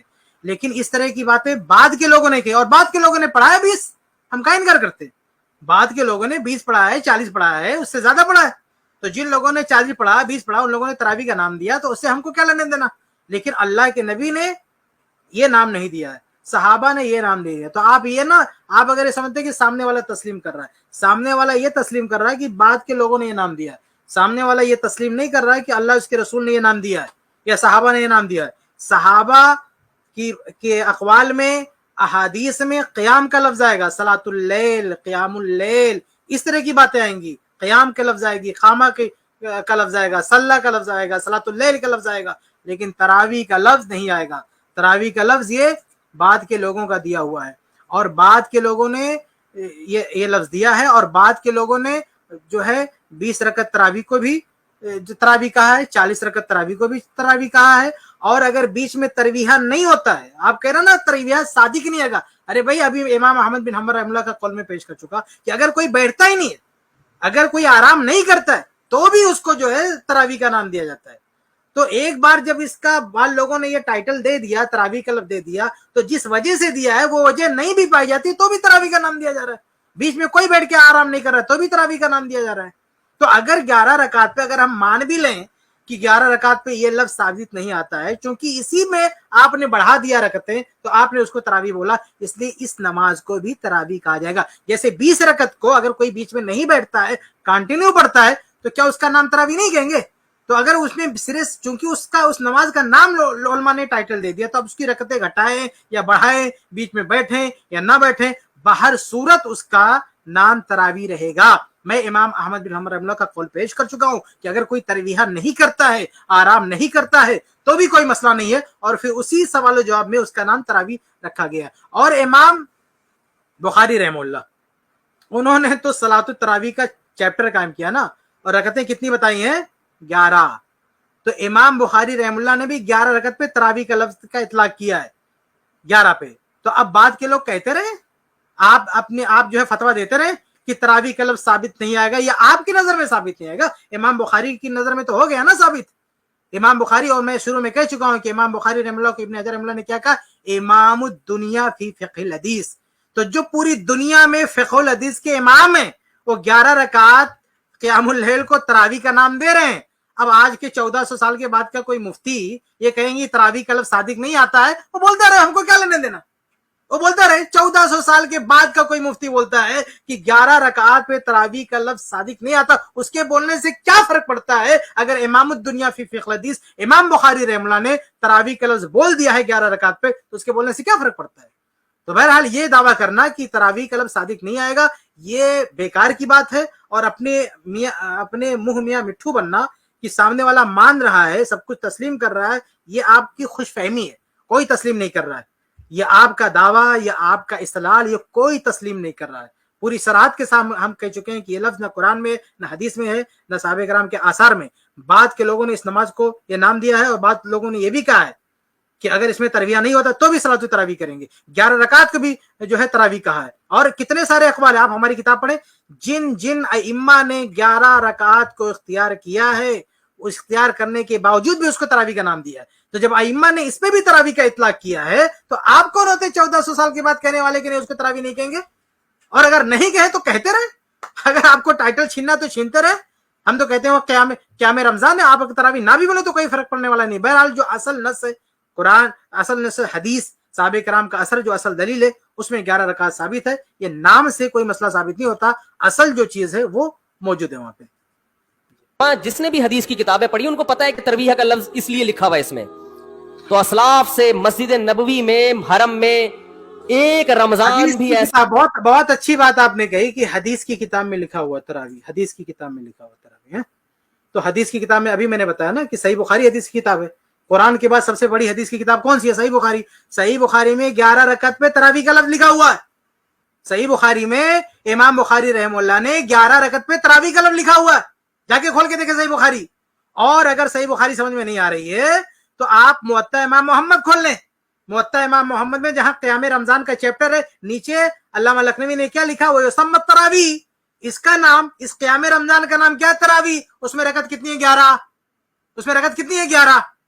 یہ علامہ لکھنوی اس کو تراویح بول رہے ہیں, اس کو تراویح کا لفظ بول رہے ہیں. وہ آپ بڑے ہیں, آپ ان سے زیادہ بڑے ہیں, یا جو ہے آپ ان سے زیادہ یعنی فقاہت میں اور عربی زبان کو سمجھنے میں آپ علامہ لکھنوی سے بھی بڑھ گئے ہیں. وہ تو کہہ رہے ہیں وہ تراویح ہے. 11 رکعت کو تراویح کا نام دیا انہوں نے. آپ کون ہوتے کہ نہیں اس کو تراویح نہیں بولیں گے؟ تو بہرحال ائمہ اور محدثین جس طرح سے 11 رکعت سے زائد جو لوگ پڑھتے ہیں اس کو تراویح کا نام دیتے ہیں, ایسے ہی ائمہ محدثین فقہ نے 11 رکعات والوں 11 رکعات جو تراویح پڑھی جاتی ہے, 11 رکعات جو قیام اللیل پڑھی جاتی ہے, اس کو بھی تراویح کا نام دیا ہے. اس لیے آپ اس لفظ سے کوئی اس لفظ پہ کوئی استدلال کھڑا نہیں کر سکتے. ایسا نہیں گزرا جب سے حضرت عمر نے 20 رکعتیں شروع کرائی ہیں کہ 20 رکعت سے ایک رکعت بھی کم ہوئی. زیادہ تو ہوئی ہیں, کم بولو نہیں ہوئی. کیسے نہیں ہوئی بھائی؟ وہ اصل ثبوت ہی نہیں ہے. 20 رکعت سرے سے ثابت ہی نہیں ہے عمر ابن الخطاب رضی اللہ تعالیٰ عنہ کے دور میں, اور آپ کہہ رہے ہیں کہ اس سے کم نہیں ہوئی ہے. 20 رکعت سے کم نہیں ہوئی. حالانکہ عمر ابن الخطاب رضی اللہ تعالیٰ عنہ نے جو رکعت, جس رکعت پہ لوگوں کو جمع کیا وہ 11 رکعت ہے. اور اسی طرح سے کئی حوالے آپ کے سامنے رکھے جا چکے. چلیے میں کچھ اور آپ کے سامنے پیش کر دیتا ہوں. یہ میری کتاب میں موجود ہے. یہ صفحہ نمبر آپ دیکھیں. آپ یہ کہہ رہے ہیں نا کہ کبھی, یعنی آپ اجماع کی بولی بول رہے ہیں, آپ یہ دعویٰ کرنا چاہتے ہیں کہ اس پر اجماع ہو چکا ہے. تو آئیے میں آپ کے سامنے کچھ چیزیں پیش کرتا ہوں. یہ ہماری کتاب ہے, صفحہ نمبر 286.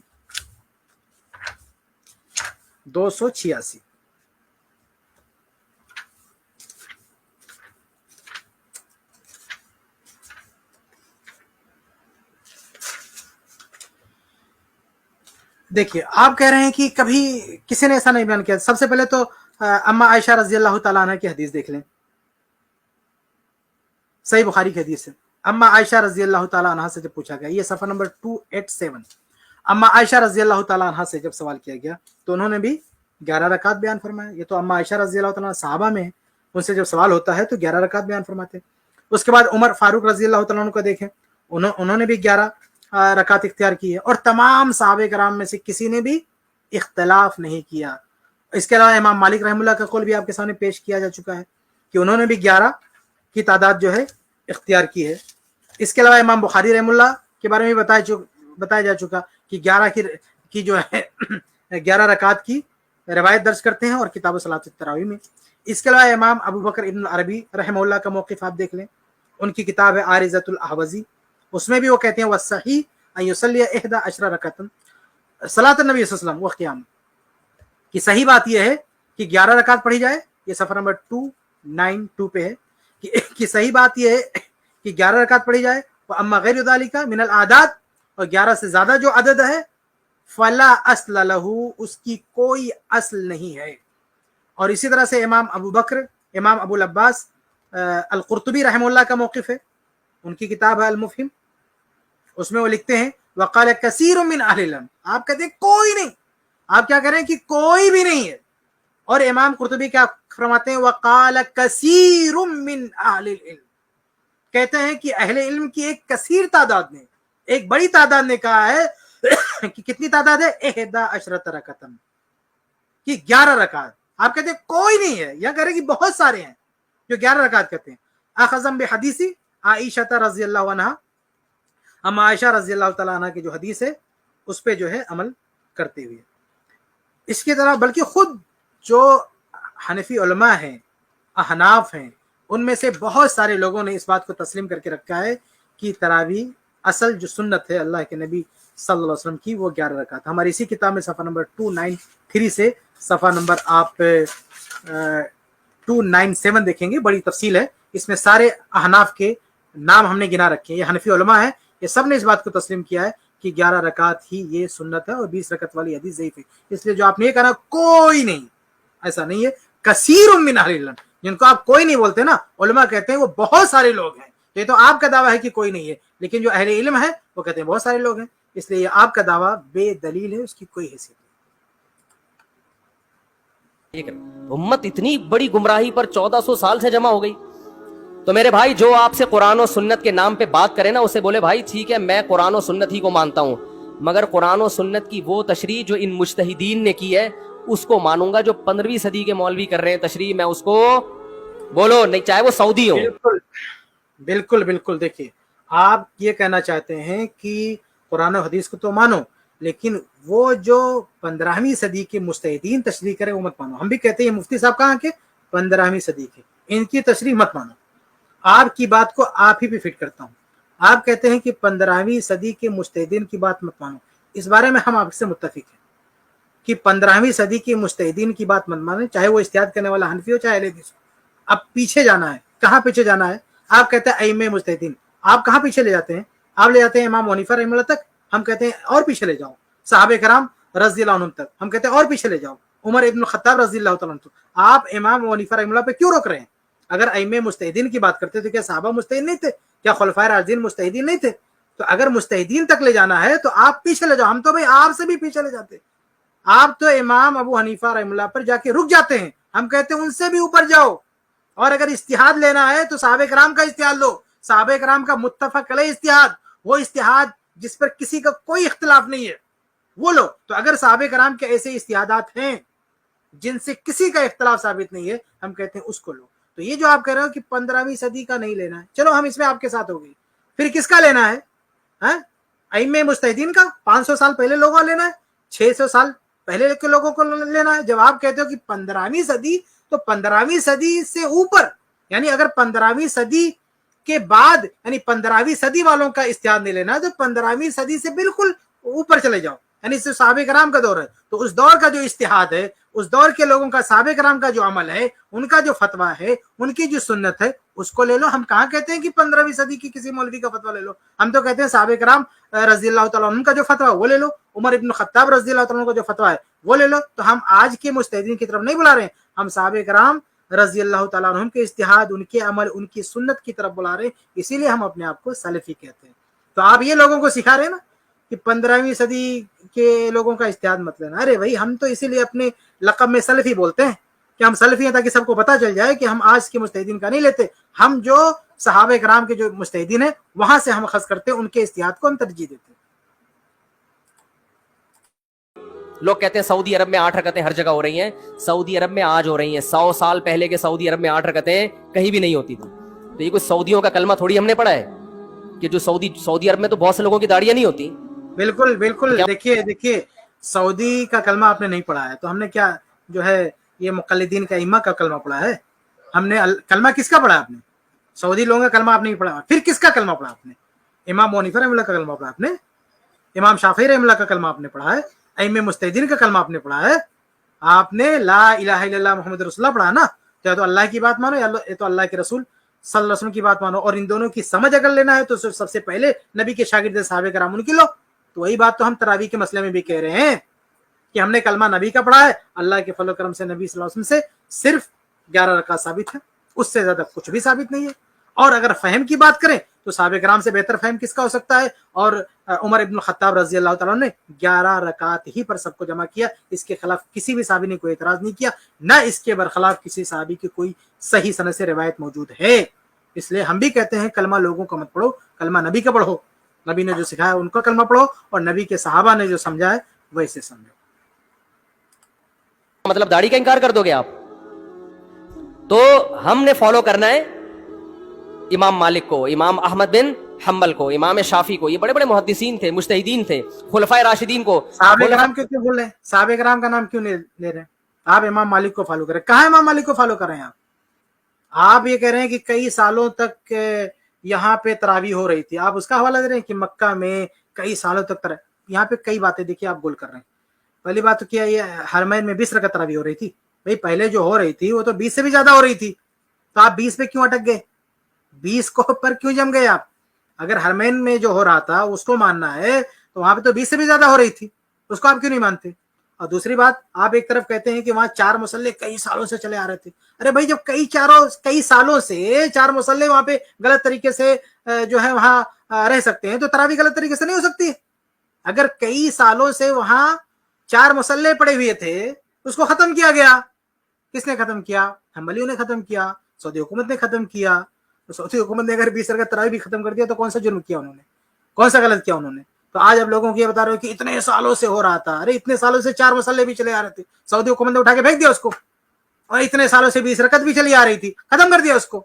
और 20 रकत बाद में शुरू हुई वहां पे, उससे पहले 20 से भी ज्यादा 36-40 रकतें हो रही थी। और उससे पहले उमर इब्न खत्ताब रज़ी अल्लाह तआला के दौर में जब उन्होंने इमाम मस्जिद नबी का इमाम मुतय्यन किया था सहाबा को, तो उस टाइम हरमैन में कितनी तरावी हो रही थी? 8 रकत तरावी, यानी वित्र समेत 11 रकत तरावी। तो वही कह रहे हैं, सबसे पीछे जाओगे, अगर जाना है ना असलाफ को देना, तो सबसे जो पहले सलफ है, जो हमारी पहली जो हम मुसलमान जो हमारे असलाफ की जो पहली पीढ़ी है, सहाबे कराम, वहां देखेंगे तो सहाबे कराम के दौर में हरमैन में सिर्फ और सिर्फ 8 रकत तरावी यानी वित्र समेत 11 रकत तरावी हो रही थी। इसी जगह पे 11 रकत तरावी होती। बाद में जब बढ़ाई गई तो सिर्फ 20 नहीं, उससे भी ज्यादा बढ़ा दी गई, और बाद में फिर 20 हुई, और बाद में सब ये मसला बदलते गया। बाद में तो वहां पे मुसल्ले भी कायम हुए। तो ऐसे मुसल्ले आप खुद कहते हैं मुसल्ले गलत, और आप खुद कहते हैं कई 100 सालों से मुसल्ले वहां पे जमे हुए थे। तो कई 100 सालों से 4 मुसल्ले वहां पे हो सकते हैं जो कि आप गलत मानते हैं, तो कई 100 सालों से सुन्नत के खिलाफ वहां पे तरावी क्यों नहीं हो सकती है? तो हम क्यों उसमें फॉलो करें? आप 4 मुसल्ला कहते हैं गलत है, तो हम कहते हैं 20 रकत तरावी भी होना चाहिए। वही तादाद होनी चाहिए जो अल्लाह के नबी सल्लल्लाहु अलैहि वसल्लम ने उस मस्जिद नबी में, जो अल्लाह के नबी सल्लल्लाहु अलैहि वसल्लम ने जिस तादाद में रकात तरावी पढ़ाई थी, वही तादाद होनी चाहिए। उस मस्जिद नबी में उमर इब्न खत्ताब रज़ी अल्लाह तआला अन्हु के हुक्म से सहाबे कराम ने जिस तादाद में तरावी पढ़ाई थी, वही तादाद होनी चाहिए। हम कहते हैं उसी को बेहतर समझना चाहिए, उसी को अफजल समझना चाहिए। किसी को और पढ़ना, अपना इख्तियार हो जाए, अपने घर में पढ़े, लेकिन उस मरकजी जगह पर वही तादाद होनी चाहिए जो सुन्नत रसूल से साबित है, जो सहाबे कराम से साबित है। राशिदीन के दौर में कोई एक रिवायत दिखा दो 8 रकतों वाली, कोई एक रिवायत। हाँ, जो हजरत उमर से मुअत्ता में मनकूल है उसका जवाब मैंने दे दिया। उसके अलावा कहीं दिखा दो कि बसरा में, कूफा में। आप कोई एक रिवायत दिखा दो। आप कह रहे हैं कि मुअत्ता की जो रिवायत है, जवाब दे चुके। क्या जवाब दिया आपने? आपने कहा मुस्तरब, यही कहा ना आपने। लेकिन ये इस्तिरहाब का शिकार कौन हुआ? हिम्मत है तो बताओ, नाम लो। आपने जो जवाब दिया उसका जवाब मैं भी दे चुका हूं, और आप क्या कह रहे हैं कि कोई एक रवायत बताओ। आप ये कहना चाहते ना कि उमर इब्नुल खत्ताब रज़ी अल्लाह तआला अन्हु के अलावा कहीं और, कूफा में, बसरा में, यमन में, यहाँ पे कहीं किसी और जगह आप कोई एक रवायत दिखा दो। अरे भाई, किसी और जगह आप 20 रकत भी दिखा दो। आप किसी जगह 20 का दावा दिखाओ। जब खलीफा से, जब मरकजी जगह से कानून पास हो गया, ये ऑर्डर आ गया कि 11 रकात पढ़ना है, ये कहां से ऑर्डर आया? ये कूफा से नहीं आया ऑर्डर। क्या आप कहोगे सिर्फ कूफा के लिए होगा? ये जहां पे सेंट्रल हुकूमत है, जहां पे मरकजी हुकूमत है, जहां पे खिलाफत है, उमर इब्नुल खत्ताब रज़ी अल्लाह अन्हु जो खलीफा है, वो ऑर्डर पास कर रहे हैं कि 11 रकात तरावी पढ़ाई जाए, तो जाहिर बात है उनका ऑर्डर सिर्फ मदीना के लिए रहेगा, उनका ऑर्डर पूरे आलम इस्लाम के लिए रहेगा। इसलिए अब आपकी जिम्मेदारी है कि कूफा में, बसरा में 20 रकत दिखाओ। आपको किसने बता दिया कि उमर इब्न खत्ताब रज़ी अल्लाह अन्हु ने जो हुक्म दिया था, वो उस हुक्म पे अमल सिर्फ मदीना में हो रहा था? यानी मदीना के बाहर जो कूफा, बसरा, वो लोग 8 रकत तरावी नहीं पढ़ लेते, वो लोग वित्र समेत 11 रकत तरावी नहीं पढ़ लेते, वो 20 पढ़ लेते। किसने बताया आपको 20 पढ़ लेते? आप बड़े ही इत्मीनान के साथ और बहुत बड़ी खुशफहमी के साथ कह रहे हैं रमजान में, इस्लाम में, कूफा में, बसरा में, फला में कितना हो रहा था। किधर दलील है? आप हवा में बात कर रहे हैं। कूफा आप साबित कर दें कि उमर इब्न खत्ताब रज़ी अल्लाह तआला ने जब 11 रकात पढ़वाई तो ऐन उसी वक्त दूसरे शहरों में 20 हो रही हो। ये कहां लिखा हुआ है? किस किताब में लिखा हुआ है? कौन सी रिवायत में मौजूद है? ये कहीं नहीं, सिर्फ आप हवा में बात कर रहे हैं। ये सिर्फ आप हवा में बात कर रहे हैं, इसलिए इसकी कोई हकीकत नहीं। सही बात यह है कि उमर इब्न खत्ताब रज़ी अल्लाह तआला ने जो हुक्म दिया था, उस मरकजी जगह पे हुक्म दिया था, ये खलीफा का हुक्म था, उनकी तालीम थी। अब बगैर दलील के कोई ये नहीं कह सकता कि फला स्टेट में इसके खिलाफ किया गया। अगर आप दावेदार हैं कि फला स्टेट में, फला जगह इसके खिलाफ हुआ, तो आपको सबूत देना पड़ेगा, वरना बाय डिफॉल्ट جو خلیفہ کا آرڈر تھا, جو حکم تھا, اسی کے مطابق ہم یہ مانیں گے کہ تمام پورے عالم اسلام اسی کو فالو کر رہے تھے. اگر اس کے برخلاف آپ کا دعویٰ ہے کہ کسی اسٹیٹ میں اس کے خلاف ہوا, تو آپ اس کا ثبوت پیش کیجیے. 8 رکعتوں سے جماعت سے نماز کسی نے پڑھی ہو تو نہیں ہے کچھ بھی اس میں. تو اس لیے جو طریقہ صدیوں سے تواتر کے ساتھ چلا آ رہا ہے وہ کتنی رکعتوں کا ہے؟ 20 رکعتوں کا.